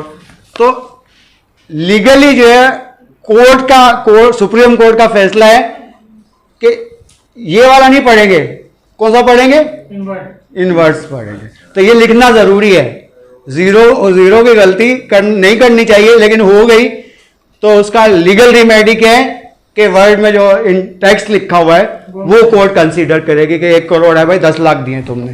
तो ये इसमें फिर आप ये याद रखें, लिखना जरूरी है भाई, ये नंबर 0 वगैरह ये एहतियात बड़ी जरूरी है इसके अंदर। ये कॉन्ट्रैक्ट को अगर आपने आज समझ लिया ना, आप समझ लें कि एक बहुत बड़ा जो सिनेरियो है प्रॉपर्टी मैनेजमेंट सेल परचेज का, वो आपको अंडरस्टैंड हो जाएगा और आप अपना वक्त ज़ाया नहीं करोगे, बहुत अच्छे तरीके से मैनेज करोगे अपना सिस्टम। ये हो जाता है, बाकी चीज़ें तो फॉर्मल्स हैं सारे। जो रेंट एग्रीमेंट है वो 11 महीने का वो करेंगे, वो तब रेंट का लॉ पढ़ेंगे ना पूरा, वो भी बीच में लेके आओगे ना दिमाग में खिचड़ी पक जाएगी। अच्छा, कह रहे हैं कि नंबर 1, अब कह रहे हैं कि ये पैसों, इतने पैसों की तो बात हो गई, 1 करोड़ की या 75 लाख की, ठीक है, और ये वर्ड में भी लिख दिया और उसमें नंबर्स में भी लिख दिया। कह रहे now this agreement of sale witnesses as under. कह रहे हैं कि ये बाकी अगला वाला पेज जो है ना, ये तमाम मामला जो हमारे दरमियान तय हुए हैं ना, शराइत, वो ये हैं कि पैसे, ये मकान, ये बंदा बेचने वाला है, ये वेंडर है, ये वेंडी है, ये मकान है या फ्लैट है, ये इतने पैसों का बेच रहा है, ये बेचने पे राजी है, ये खरीदने पे राजी है। लेकिन हम दोनों के दरमियान जो है, ए और बी के दरमियान क्या क्या बातें तय हुई हैं, टर्म्स कंडीशन, इसके ऊपर बेशक हाथ से लिख लें ताकि याद रहेगा। टर्म्स एंड कंडीशन, शराइत क्या है, यहाँ लिख लें टर्म्स एंड कंडीशन, इसके ऊपर लिखा हुआ नहीं हो, शायद प्रिंटिंग में नहीं आया। वो पैटर्न अलग है जो आपके पास लिखा हुआ है। 2 किताब है सर, ये 2 टाइप की हैं। अरे नहीं यार, ये तो गड़बड़ कर दी इन लोगों ने। जैसे वो जो आप वर्ड यूज कर रहे हो उसमें है ही नहीं। दिखा, आप वाली दिखाओ जरा मुझे। तो ये किताब अलग ही वाला है, वो 2 अलग है, किताब थोड़ी है। कंफ्यूजन वो आपका काला कानून है। नहीं यही है। यही थोड़ा सा आप पीछे हुआ पॉइंट पढ़े ना सर, वो देखिए वो आगे पीछे हुआ है। अल्फाज जो है ना वो उसमें दूसरे यूज हुए ना उसमें। नहीं ये हो नहीं सकता। वो प्रिंट ऊपर नहीं यही वाली है, ये एक ही एक ही है। तो इसके ऊपर लिख लें टर्म्स एंड कंडीशन, ये मामला जो तय हुए ना उसमें शराइत, ये ऊपर लिख लें टर्म्स एंड कंडीशन हाथ से।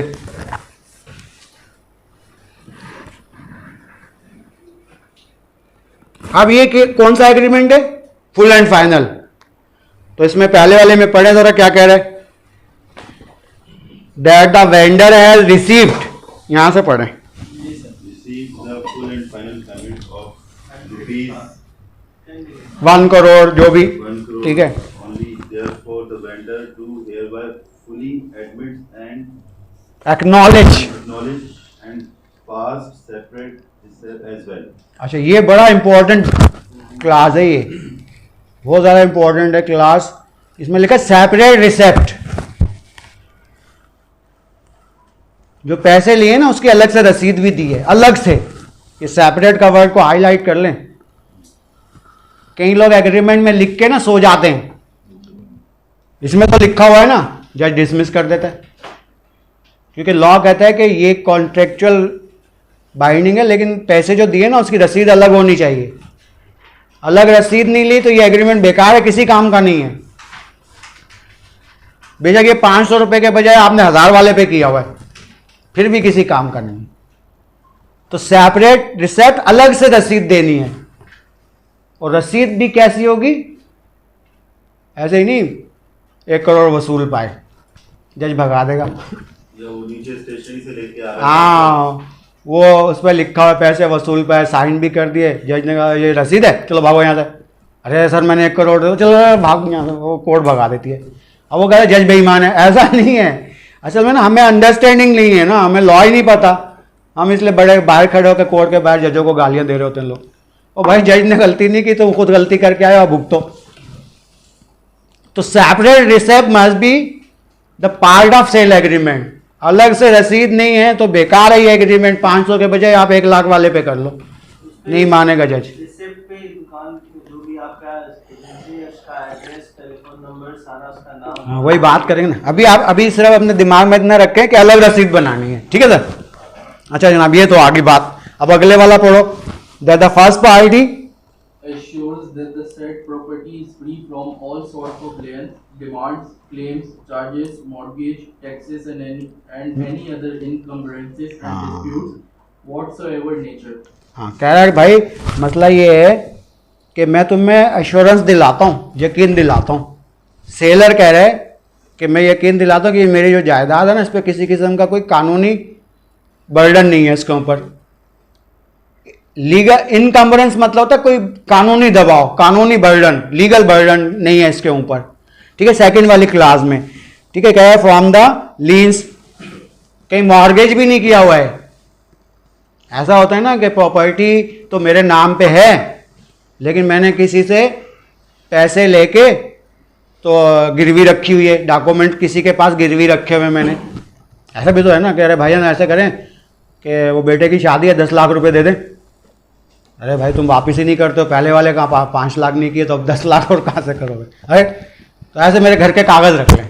ये कॉमन है, एक हमारे यहाँ किसी से पैसे लेने हैं तो कहते हैं यार आप हमारे घर के कागज़ रख लो, तो यार ये पैसे फिर मैं दूंगा तो आप कागज़ मुझे। अब वो क्या श्योरिटी हो गई ना, वो बंदे को थोड़ा तसल्ली होती है यार घर के कागज़ तो रख दिए उसने मेरे पास, ठीक है ना। तो इस तरह का कोई मॉर्गेज भी नहीं किया हुआ है मैंने, किसी के पास पैसे उधार लेके कागज़ नहीं रखाए हुए हैं किसी पर, ये बिल्कुल उससे भी फ्री है, ठीक है, ऐसा कुछ भी नहीं है।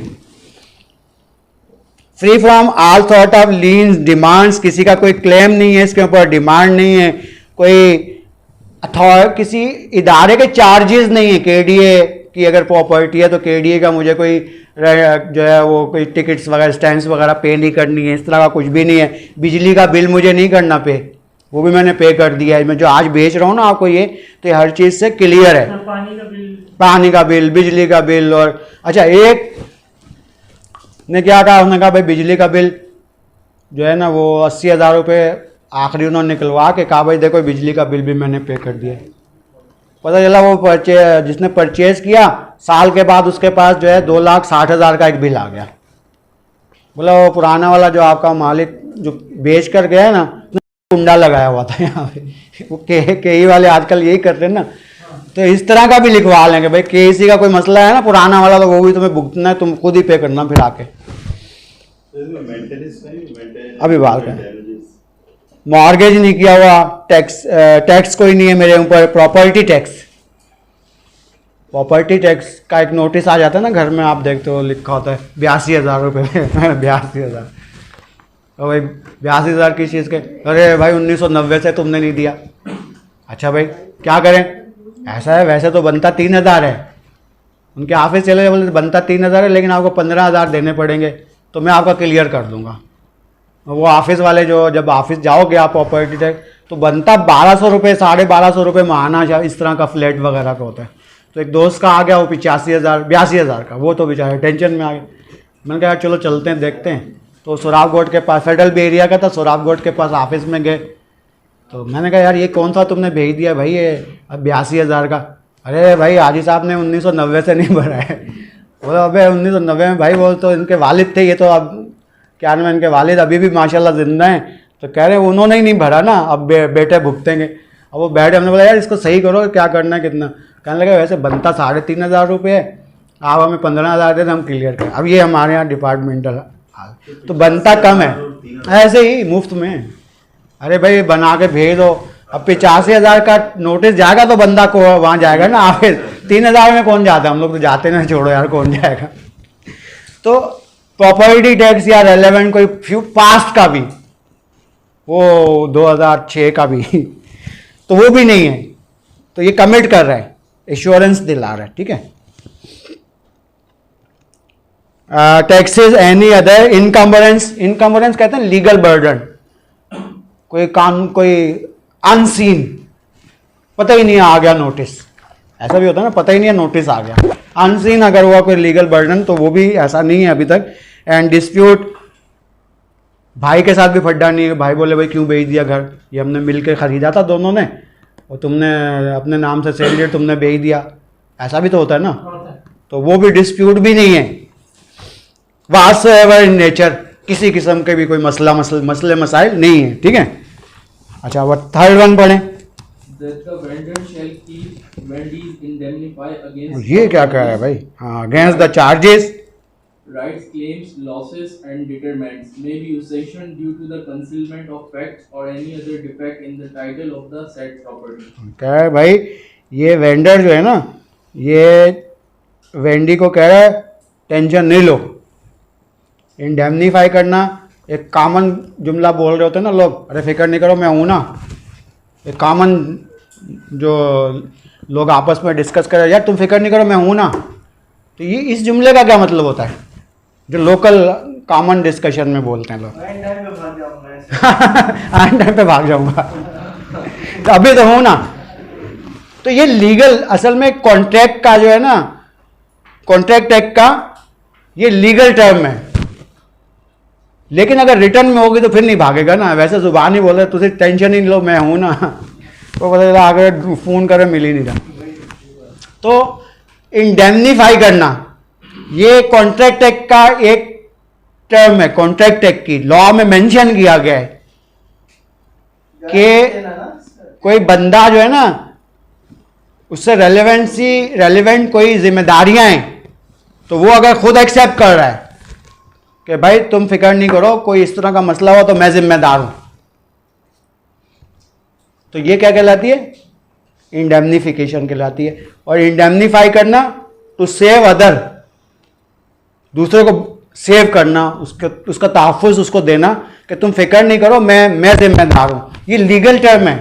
सर इसमें मीनिंग है रिइंबर्स और फिर कंपनसेट, कंपनसेट करे दूसरे को। अगर मिसाल है कि मैंने कहा यार बिजली का बिल मैंने पे कर दिया तुम टेंशन नहीं लो मैं इंडेमनीफाई कर रहा हूँ, तो लेकिन अगर आ जाता है तो फिर इंडेमनीफाई मैंने इंडेमनिटी बॉन्ड दिया हुआ है उसको अगर, तो फिर मैं जिम्मेदार हूँ बिजली का बिल पे करूँ लीगली, ठीक है ना। या कोई और मसला आ जाता है तो इंडेमनिफिकेशन जो है वो टर्म्स कंडीशन में भी आप मेंशन कर सकते हैं, जैसे ऐसा कि एक अलग से भी बना सकते हैं ये इंडेमनिफिकेशन के भाई मैं जिम्मेदार हूँ, इंडेमनिटी बॉन्ड कहलाता है ये, ठीक है।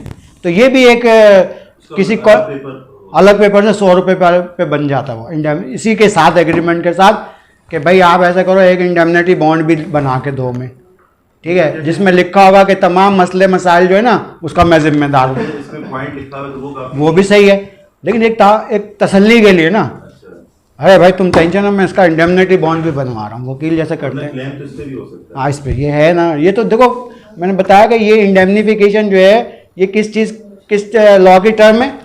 कॉन्ट्रैक्ट एक्ट की है। जब आपने इसमें लिख दिया तो काफ़ी है, लेकिन अलग से भी तसल्ली के लिए, अपनी पार्टी की तसल्ली के लिए 100 रुपये के स्टाम्प पेपर के ऊपर पूरी लिख के कि भाई मैं जिम्मेदार हूँ, ये सारा इंडेमनिटी बॉन्ड कहलाता है, ठीक है। हो जाए और ट्रांजैक्शन कर दे फौरन। हाँ ताकि उसको खौफ हो गया कि मैंने लिख के दिया हुआ है, तो इंडेमनिटी बॉन्ड ऐड कर सकते हैं आप उसमें, ठीक है। ये टर्म इसी की है।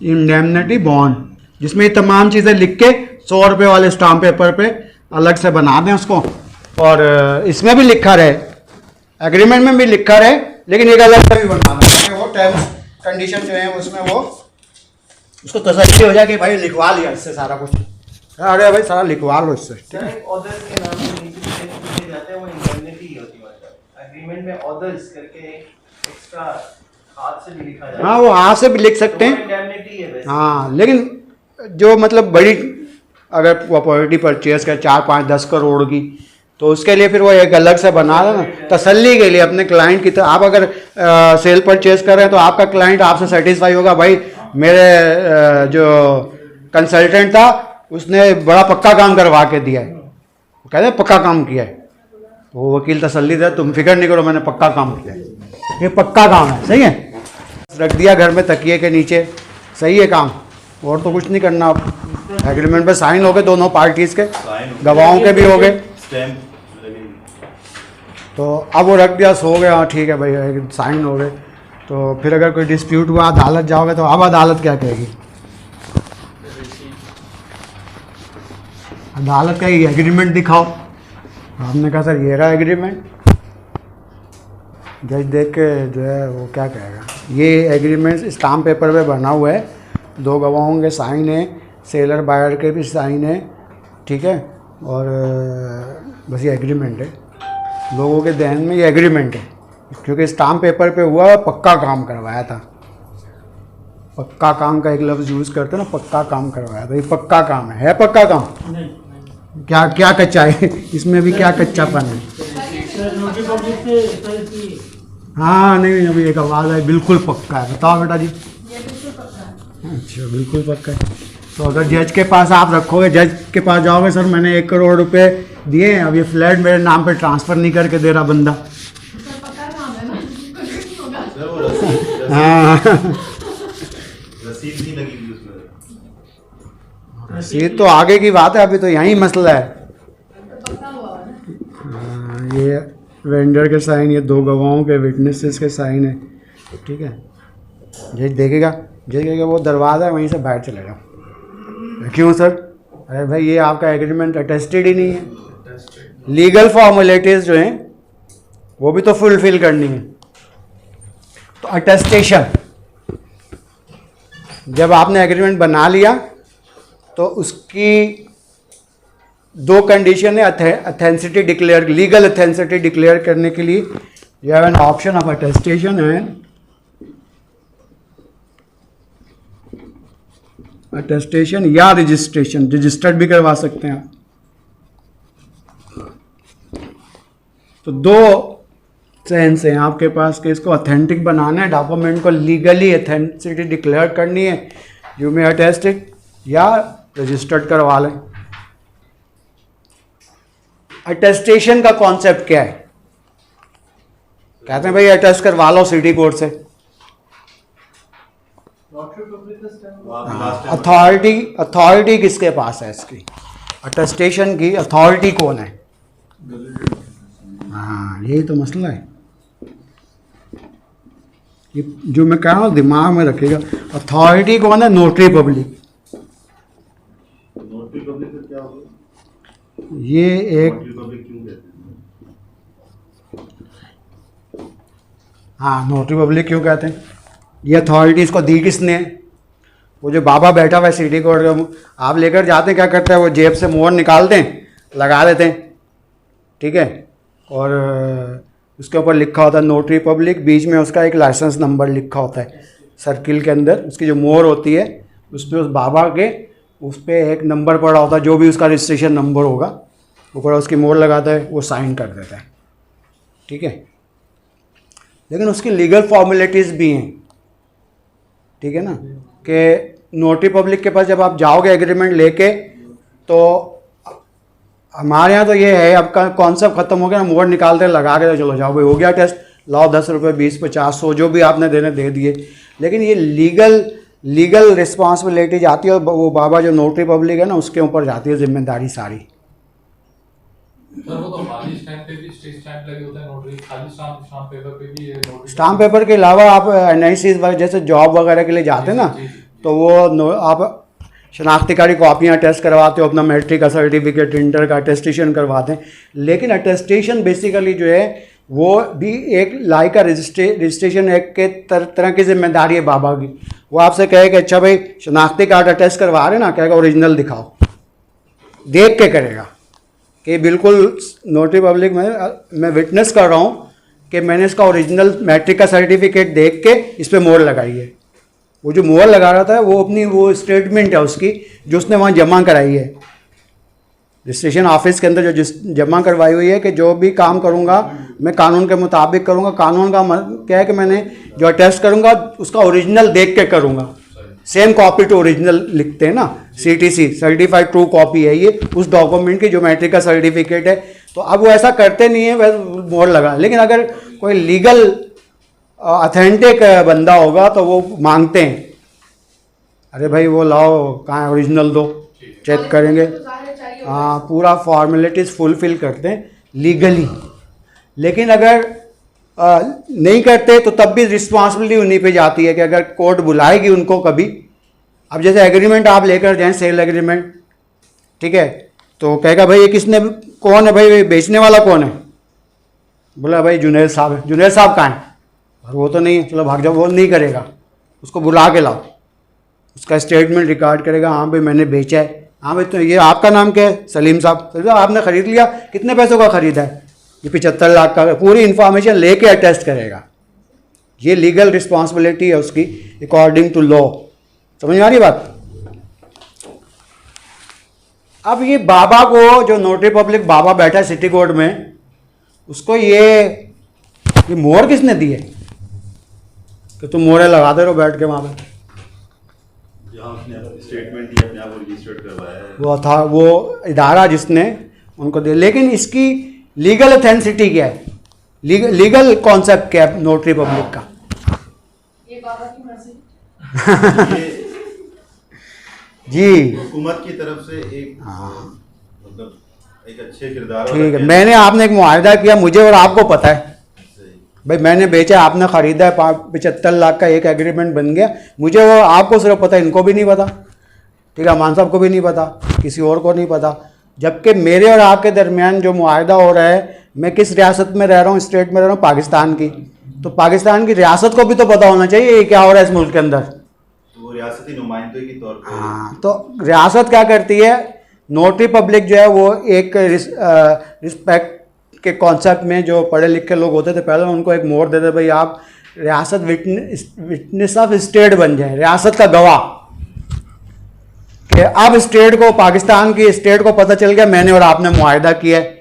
अब मिसाल डिस्प्यूट क्रिएट होता है ना, तो जज सबसे पहले नोटिस किसको करते हैं? जिसने नोटरी पब्लिक की अटेस्टेशन की होती है, तो बुला दे भाई हाँ ये अटेस्ट आपने किया था, इन दोनों के दरमियान मुआहदा हुआ था, ये मतलब वो बीइंग अ विटनेस, रियासत का गवाह, स्टेट का विटनेस है। बाबा ऐसे मुफ्त में नहीं बैठा हुआ वहाँ, वैसे तो वो ऑनररी है। रियासत ने कहा कि भाई आप बुजुर्ग हो गए हो, कुछ काम वाम तो कर नहीं सकते आप, ठीक है, तो आप सिटी कोर्ट या कोर्ट के बाहर बैठ जाओ, और लोगों के दरमियान जो मुआहदे होते हैं, रियासत की तरफ से आप गवाह बन, 2 गवाह तो आपने लिखे थे ना ये, सही। लेकिन रियासत को विटनेस बनाना है तो नोटरी पब्लिक, ये अथॉरिटी सिर्फ इनके पास है। उनका कैरेक्टर भी चेक करते होंगे ना सारी। वो तो लाल मतलब पढ़े लिखे लोगों को देते, पहले ग्रेजुएशन को देते थे, अब नोटरी पब्लिक जो है वो लॉ, जिसने LLB किया हुआ है या रिटायर्ड वकील है, जज है, उसको देते हैं आप, ठीक है। सर इन केस वो बाबा अगर उनकी डेथ हो जाए, हाँ, वो अभी बात करेंगे ना। असल में तो जो आप अटैच करवा रहे हो, तो सारे बाबा इंतकाल कर चुके हैं, वो मोहरें रखी हुई हैं उनकी।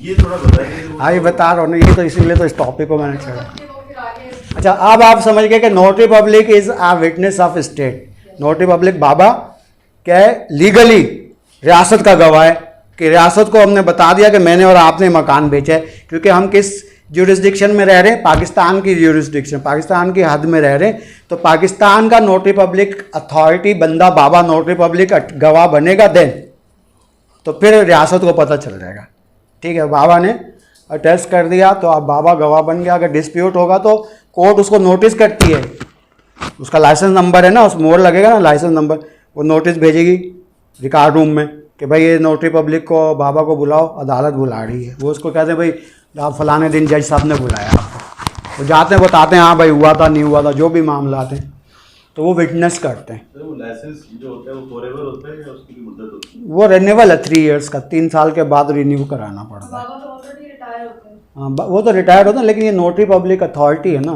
नोटरी पब्लिक एक विटनेसेस रियासत ने उसको दे दिया है, ठीक है। सर फॉरेन यूनिवर्सिटी में एडमिशन के लिए भी जाते हैं तो डॉक्यूमेंट नोटरी पब्लिक से अटैच करवाते हैं ना। नोटरी पब्लिक बेसिकली का कॉन्सेप्ट जो है ना, वो है CTC, सर्टिफाइड ट्रू कॉपी। मैं जो मोहर लगा के दे रहा हूँ ना, ये बिल्कुल ओरिजिनल की कॉपी है, ओरिजिनल की कॉपी है उसमें, और इसमें कोई 1920 लिखा हुआ है तो इसमें 1921 नहीं होगा, उसमें दोनों में एक ही लिखा हुआ है। डेट ऑफ बर्थ मिसाल के तौर पर 1990 लिखी हुई है तो उसमें भी वही होगी, इसमें भी यही होगी। तो सर्टिफाइड कर रहा हूँ मैं, ट्रू कॉपी कर रहा हूँ, तो ये नोटरी। अब ये सिर्फ इसी बाबा की अथॉरिटी है, ये कोई और नहीं कर सकता।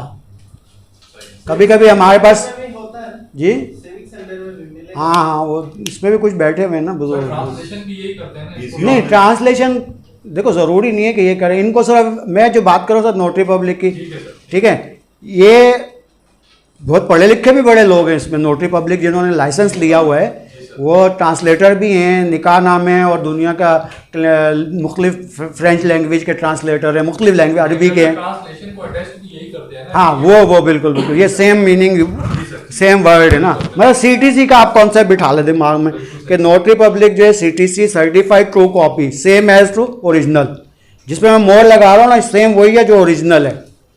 तो ये एक्सेप्ट करते हैं दुनिया में, पूरी दुनिया में, कि भाई ये नोटरी पब्लिक जो है ये रियासत का गवाह है। रियासत के गवाह ने कहा है कि ये मैट्रिक का सर्टिफिकेट वही है जो इसको बोर्ड ने जारी किया है, सीटीसी है, लेकिन ये अथॉरिटी इसी की है।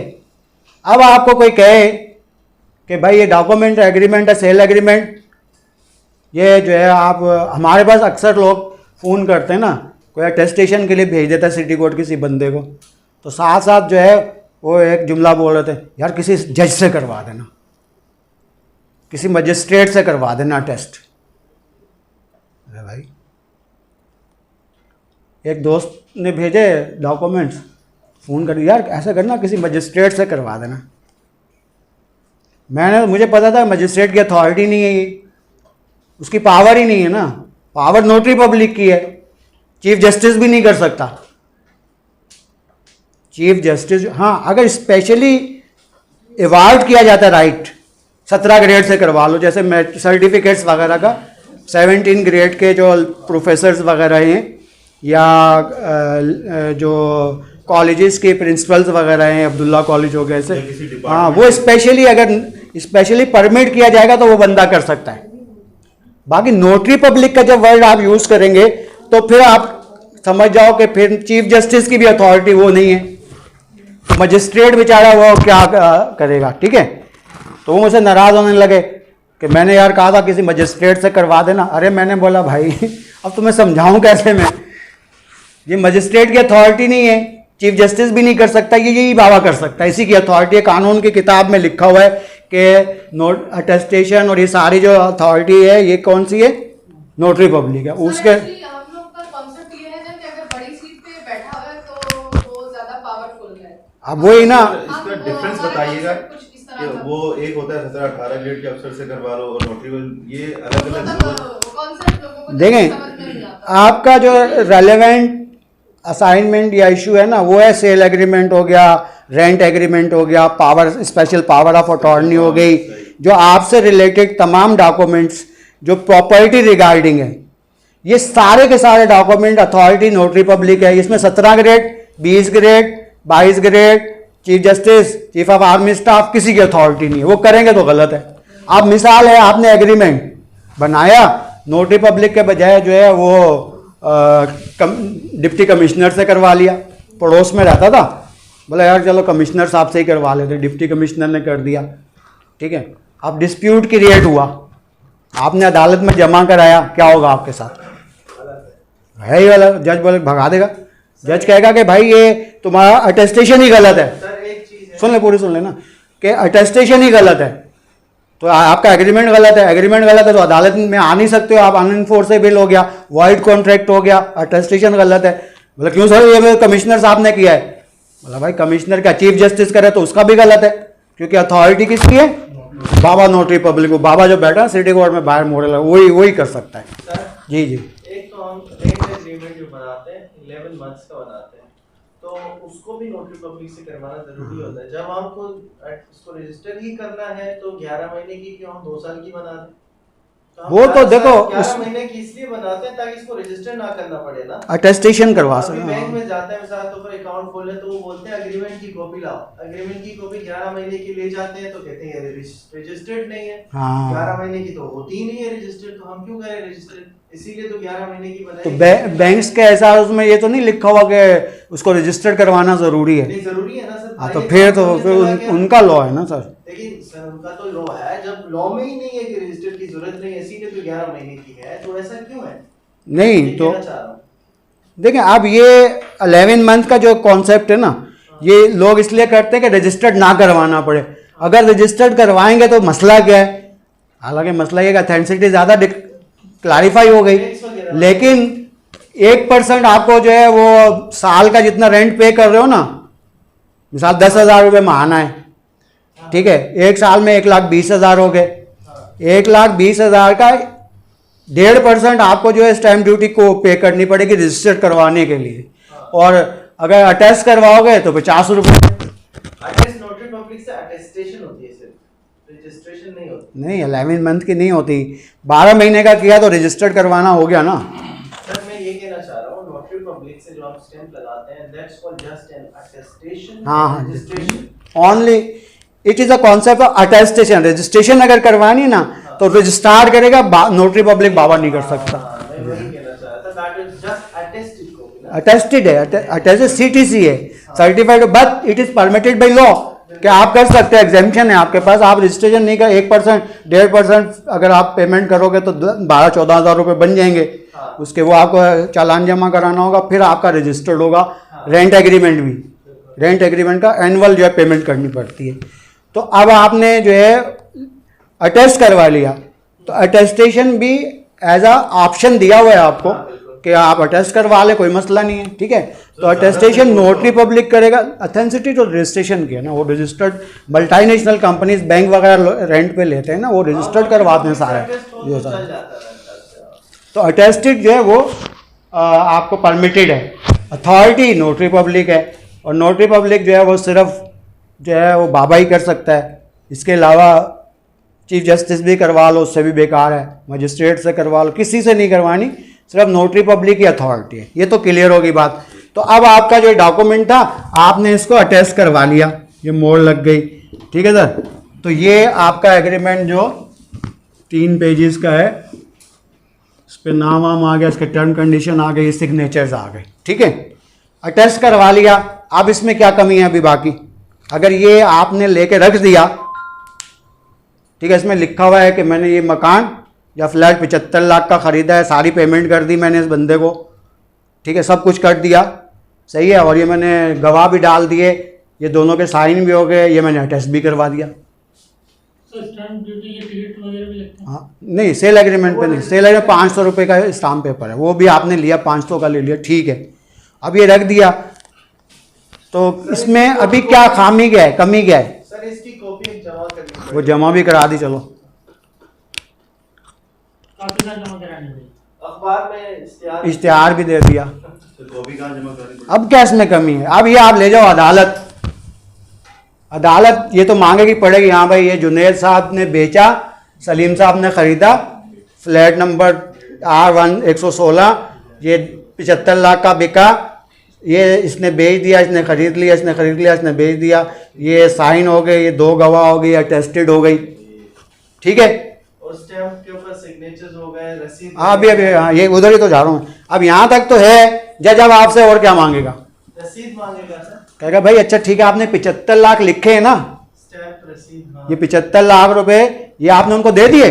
जी सर दे दिए, रसीद का है। तो हमने इसमें पढ़ा था कि उसमें लिखा था आल्सो एक्नॉलेज सेपरेट रिसेप्ट, अलग से रसीद भी देनी है। अभी अगले पेज पे आप आ जाएं,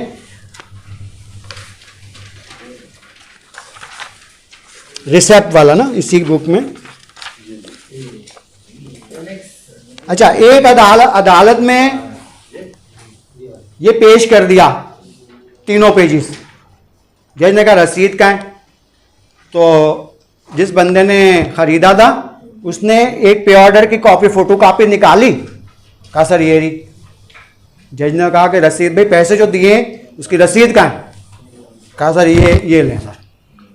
पे ऑर्डर की कॉपी, फोटो कॉपी के पीछे उस बंदे के साइन हुए हुए जिसने लिए और लिखा वसूल पाए। जज ने कहा रसीद लाओ, रसीद। सुने पूरी सुनो ना। पे ऑर्डर की कॉपी दी तो जज ने कहा कि सर ये पैसे मैंने दिए थे, ये बोला भाई रसीद लाओ। हैं सर रसीद, सर ये है ना पे ऑर्डर की कॉपी पे साइन हुए, बोला नहीं रसीद लाओ। समझ में आ रही बात? इट मीन कि वो फोटो कॉपी पे ऑर्डर की वसूल पाए, रसीद नहीं है। कानून की नज़र में, वो बंदे की नज़र में है कि मैंने पैसे दिए, वसूल पाए लिखे हुए हैं, लेकिन कानून कहता है कि ये रसीद नहीं है। अच्छा, जज ने कहा अच्छा भाई ये पैसे तुमने दिए थे तो इसकी रसीद जो है सर ये है। अच्छा नहीं सर, वो मैंने चेक के जरिए, बैंक के जरिए ट्रांसफ़र किए थे। सर उसकी भी बैंक का भी रिकॉर्ड, बैंक की स्टेटमेंट है, वो भी दे दी। जज ने कहा नहीं भाई रसीद लाओ। अब वो बंदा कहा सर रसीद, ये सर ये पैसे जो दिए थे ये विटनेस है ना, ये बैंक का रिकॉर्ड दे रहा हूँ। बोला नहीं रसीद लाओ। फिर उन्होंने कागज़ निकाला, उस पर लिखा हुआ था 75 लाख रुपए वसूल पाए सिर्फ। डेट भी डली हुई थी, साइन भी थे, 2 गवाहों के भी साइन थे। तो जज ने कहा अरे भाई रसीद लाओ। तो इसका मतलब ये भी रसीद नहीं है। तो ये आप जहन में रख लें कि जब आप पेमेंट ट्रांजैक्शंस करते हैं तो पे ऑर्डर की फोटोकॉपी के पीछे वसूल पाए रसीद नहीं है। चेक रिकॉर्ड, बैंक का रिकॉर्ड निकाला सर मैंने, पहले 10 लाख दिए फिर 5 लाख दिए, पूरा रिकॉर्ड है, स्टेटमेंट, बैंक स्टेटमेंट, रसीद नहीं है। हाँ रसीद नहीं है, सिर्फ ये लिखा 75 लाख वसूल पाए। इस फ्लैट के एवज 75 लाख रुपए देने की रसीद नहीं है। अच्छा चलो सही है। वो आए, उस बंदे को बुलाया जज ने, जिसने पैसे लिए थे ना, उसको बुलाया। जज ने कहा भाई ये 75 लाख रुपए ये दिखा रहे हैं पे ऑर्डर, और उसके पीछे लिखा हुआ वसूल पाए, ये पैसे आपने लिए? बोला हाँ मैंने लिए। उस बंदे ने, सेलर ने कहा मैंने लिए, लेकिन सर मैंने उधार लिए, मैंने फ्लैट नहीं बेचा है। आप समझ में आ रही बात? फ्लैट नहीं बेचा मैंने, तो ऐसे मैंने इनसे दोस्त याद है 75 लाख रुपए उधार लिए, ये लें सर मैं वापस कर रहा हूँ। क्योंकि वो फ्लैट 1.25 का बेच रहा है किसी और को ना, इसको नहीं बेचना मुझे, ज़्यादा की ऑफर आ गई। अब इसको नहीं बेचना ना, किसी और को बेचना, 1.25 का बेचना, ये तो 75 में दे रहा था। कहा सर मैंने 75 लाख लिए हैं, ये सर मैं वापस कर रहा हूँ, ये ले लें। बोला हाँ सर मैंने 75 लाख रुपए उधार लिए थे, फ्लैट के एवज तो नहीं लिए थे। अब आप समझ जाओ कि रसीद वो होगी जिसमें लिखा होगा कि मैंने 75 लाख रुपए लिए। किस लिए लिए? फ्लैट नंबर R116 बेचा, उसके एवज मैंने ये पैसे लिए, तो फिर होगी रसीद, फिर भी पूरी नहीं होगी। फिर उस पर आपने कहा साइन भी किए हुए, 2 गवाह भी हैं, ठीक है। तो कानून कहता है कि स्टैम्प एंड रेवेन्यू एक्ट कहता है कि जब आप कोई पेमेंट करोगे तो पाकिस्तान की रियासत को 5 रुपये भी दोगे, 5 रुपये का टिकट लोगे आप, वो लगाओगे, उस टिकट पे साइन करोगे, ठीक है। इसको पढ़ो जरा एक मरतबा पूरी रसीद को। 5 रुपीज़, अब 5 पहले 2 का होगा तो 5 का। ये क्या है? Receive with thanks. ड्राफ्ट यही होना चाहिए, इसके अलावा ड्राफ्ट बनाया तो रसीद ही नहीं है, ठीक है। रिसीव इतने, सम ऑफ रुपीज इतने इतने इतने इतने, ठीक है। Only as a full and final settlement all and sale consideration. किस लिए ले रहा हूं? कि बेचना खरीदने के चक्कर पैसे, फ्लैट बेचा मैंने या बेचा है तो मैंने ये पैसे उस मद में लिए, उधार नहीं लिए, ठीक है। तो क्या है? फ्रॉम दिस वन, जो बंदा होगा, फ्रॉम मिस्टर जुनैद जिन्होंने परचेज किया है, ठीक है। पूरा ये लिखेंगे, चेक नंबर है, जो भी है सारा कुछ लिखेंगे, और उसको वर्ड में भी लिखेंगे 1 करोड़, ठीक है, ये सारा लिखेंगे। उसके बाद 2 गवाहों के साइन और रिसीव्ड, ये हो गया सारा 2 गवाह, और यहाँ पे वेंडर के साइन। लेकिन वेंडर के साइन से पहले 5 रुपए का टिकट लगाएंगे इस पे आप, ₹5। सही है। और साइन जब आप करेंगे, मिसाल के तौर पर जुन्नैद साहब कर रहे हैं तो यूं साइन करेंगे कि ये टिकट को के ऊपर साइन करेंगे, टच करेगा या क्रॉस करेगा। क्या दोबारा बताइए भाई ये रसीद है ना, ये जो रसीद है इसको पूरा फिल किया, अगर पे ऑर्डर के ज़रिए किया है या चेक के ज़रिए, वो चेक नंबर भी लिखेंगे, कैश दिया तो कैश लिखेंगे, ठीक है। फिर ये सारा कुछ लिखने के बाद 2 गवाहों के साइन, और यहाँ पे जब वसूल करने वाला साइन करेगा तो पहले 5 रुपए के टिकट लगाएंगे, फिर उसके ऊपर साइन करेंगे, उस टिकट के ऊपर क्रॉस करता हुआ जाएगा साइन, थोड़ा मतलब क्रॉस करता हुआ जाए, ऊपर भी कर सकते हैं। आपने सारा कुछ किया, अटेस्टेशन किया, लेकिन ये 5 रुपए का टिकट नहीं लगाया तो क्या होगा? फिर वही वाला एग्रीमेंट है ही नहीं।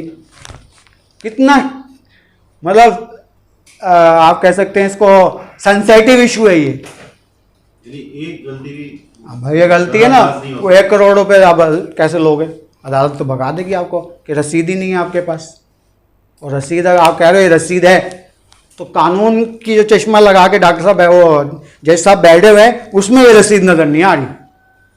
वो जो कानूनी ऐनक है उससे उसकी नज़र से देखेगा ना वो तो जज। तो आप तो अपनी नज़र से देख रहे हो, साइन भी हैं, 2 गवाह भी हैं, ये भी हैं, तो जज को नज़र नहीं आ रहा जो ऐनक लगाई ना, लॉ की ऐनक लगी हुई है, उसमें टिकट नहीं है तो रसीद नहीं है।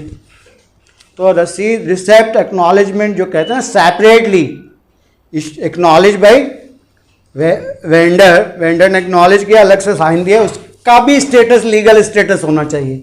सिर्फ वसूल पाए, चेक के पीछे लिखा हुआ है तो सर प्योर रसीद है, ये जो फाइनल रसीद है, ये हम मतलब कैसे बनाएं? ये सिंपल का पेपर पे है, वाइट पे भी कर सकते हैं, ग्रीन पेपर पे भी कर सकते हैं, इसमें कोई पाबंदी नहीं है। मतलब ये जैसे फॉर एग्जांपल एग्रीमेंट बनाते हैं तो इस रसीद को भी बना के हाँ, साथ ही होता है। वो लीगल तरीके से करना पड़ेगा। हाँ, जैसे बिल्कुल। ये बना हुआ है, इसी जी, तरह जी, हमें जी। वो वो agreement टिकट लग गया ना सर उसमें। हाँ, बस रसीद के यहाँ आखिर में जो है इस पे एक टिकट लगेगा, फिर साइन होंगे। अच्छा, मतलब इस साइड पर हाँ, नहीं रिसेप्ट निकाले ना। हाँ, रिसेप्ट पे ये जो लिखा हुआ ना वेंडर, यहाँ पे पहले लगेगा टिकट, फिर इसके ऊपर होंगे सिग्नेचर्स, तो फिर वो लीगल है। अब टिकट यहाँ लगा हुआ है, अच्छा टिकट लगा हुआ है, लेकिन गलत जगह लगा। टिकट लगा यहाँ लगा है, साइन यहाँ हुआ है, तो वो जज साहब ने अपनी कानून की ऐनक लगाई, नहीं भाई रसीद नहीं है, अच्छा सर, बाहर टिकट कहीं भी लगा सकते हैं मतलब नहीं, नहीं, सर? साइन- नहीं, जहाँ पे उसके साइन होंगे ना, नहीं सर, मतलब साइन अभी सिग्नेचर उस पे कराने हैं। साइन अभी किए नहीं है, मतलब टिकट यहाँ या कहीं भी लगा अरे भाई तो आप वहाँ जहाँ लिखा हुआ है ना वेंडर का नाम वाम लिखोगे, NIC लिखोगे, वहाँ पे टिकट लगेगा ना ऊपर, यहीं पे। बेचने वाले। अब ये नहीं कि टिकट यहाँ लगा दिया नीचे और साइन यहाँ करवाए तो रसीद नहीं है। इसके लिए रसीद वही है जिसपे टिकट पे साइन हुए हो। सर जी। रसीद जो है वो मतलब किसी भी पेपर पे हम बना सकते हैं। हाँ, वाइट पे भी बन सकती है, ग्रीन लेजर पेपर जो लीगल पेपर उस पर बना सकते ग्रीन हैं। का अक्सर देखिए अच्छा लगता है जरा, वो लोग डर जाते हैं हरे पेपर पे ही। सर ये टिकट कहाँ से मिलता है इसका? ये तो रेवेन्यू टिकट हर जगह से मिल जाते हैं, ये सिक्स सेंटर में मिल जाएंगे, सिटी कोर्ट में, डाकखाने से भी मिल जाता है, हर डाकखाने से मिल जाता है। अच्छा, इस पे सर तो ये आपका पूरा एक एग्रीमेंट जो करते हैं, फर्स्ट स्टेप या first stage property sell out में जो है 2 लोगों को बिठाना, एग्रीमेंट करना, लेकिन एग्रीमेंट जो है वो कॉन्ट्रैक्ट टेक के मुताबिक होना और 100% होना और कोई गलती ना होना और रसीद तक जो है ना वो कानून के मुताबिक होना। ये है आपकी रियल जो है ना नॉलेज है जो आपके क्लाइंट को सेटिस्फाई करेगा। अक्सर स्टेट वाले बेचारे चूँकि कोई नॉलेज तो नहीं होता उनके पास, वो ये गलतियां करते रहते हैं, उनको पता ही नहीं होता, और उनके गले में वो रोज़ उनकी स्टेट में लड़ाइयाँ हो रही होती हैं। वो पैसे लेके भाग गया तो वो नहीं मिल रहा, तो ये वो रसीद कहाँ है, अरे मैंने बोला रसीद। अक्सर जेल में बैठे हैं। अक्सर बेचारे जो है ना वो क्या नहीं अक्सर क्या होता है, वो गवाह नहीं मिला तो खुद ही साइन कर देते हैं उस पर एग्रीमेंट पे, और फिर कोर्टों में भुगत रहे होते हैं। सर बार बार ऐसा भी होता है, जैसे एग्रीमेंट आपने कर लिया और चेक दे दिया पार्टी ने, वो चेक पे जो है ना साइन का मसला हो, चेक जो है डिसऑनर्ड हो गया। जी जी, तो वो ये है कि वो फिर म्यूचुअल अंडरस्टैंडिंग पे जो है ना, वो उसमें चेक डिसऑनर्ड का जो लॉ है ना वो अलग है। वो अब जो है वो पिछले 5-6 साल से उसको क्रिमिनल एक्ट कर दिया फ्रॉड में। तो अगर चेक डिसऑनर्ड होता है तो अगर आपकी सेटलमेंट नहीं होती उस पार्टी से जिसको आपने चेक दिया था, तो वो FIR कटवा सकती है। 337 F में जो है वो फिर उसके अंदर जो है वो FIR कटती है और फिर पुलिस ले जाती है। जब तक पेमेंट नहीं करोगे फिर बंदा वहीं बड़े घर में ही रहता है वो। ये मसला है। अच्छा सर, एक चीज और बताइएगा, इस स्टैम्प का एक बड़ा समझ में नहीं आता कि नाम के ऊपर लगनी चाहिए नीचे, और ये थोड़ा बताइएगा। स्टैम्प किसकी? स्टैम्प कोई भी स्टैम्प होती ना तो वो कहते हैं कि नहीं स्टैम्प के ऊपर साइन करो या नीचे करो। नहीं, टिकट की, टिकट पे साइन होना चाहिए। स्टैम्प का तो कहीं भी लगी हो, वो उस डॉक्यूमेंट पेपर जो ना कहीं भी लगी हो, मोहर जो नोटरी पब्लिक है वो कहीं भी लगी हो। लेकिन ये पक्की बात है कि रसीद में 5 रुपए का जो टिकट लगा रहे हो आप, सिग्नेचर उसको क्रॉस होना चाहिए, टिकट यहाँ है साइन यहाँ है,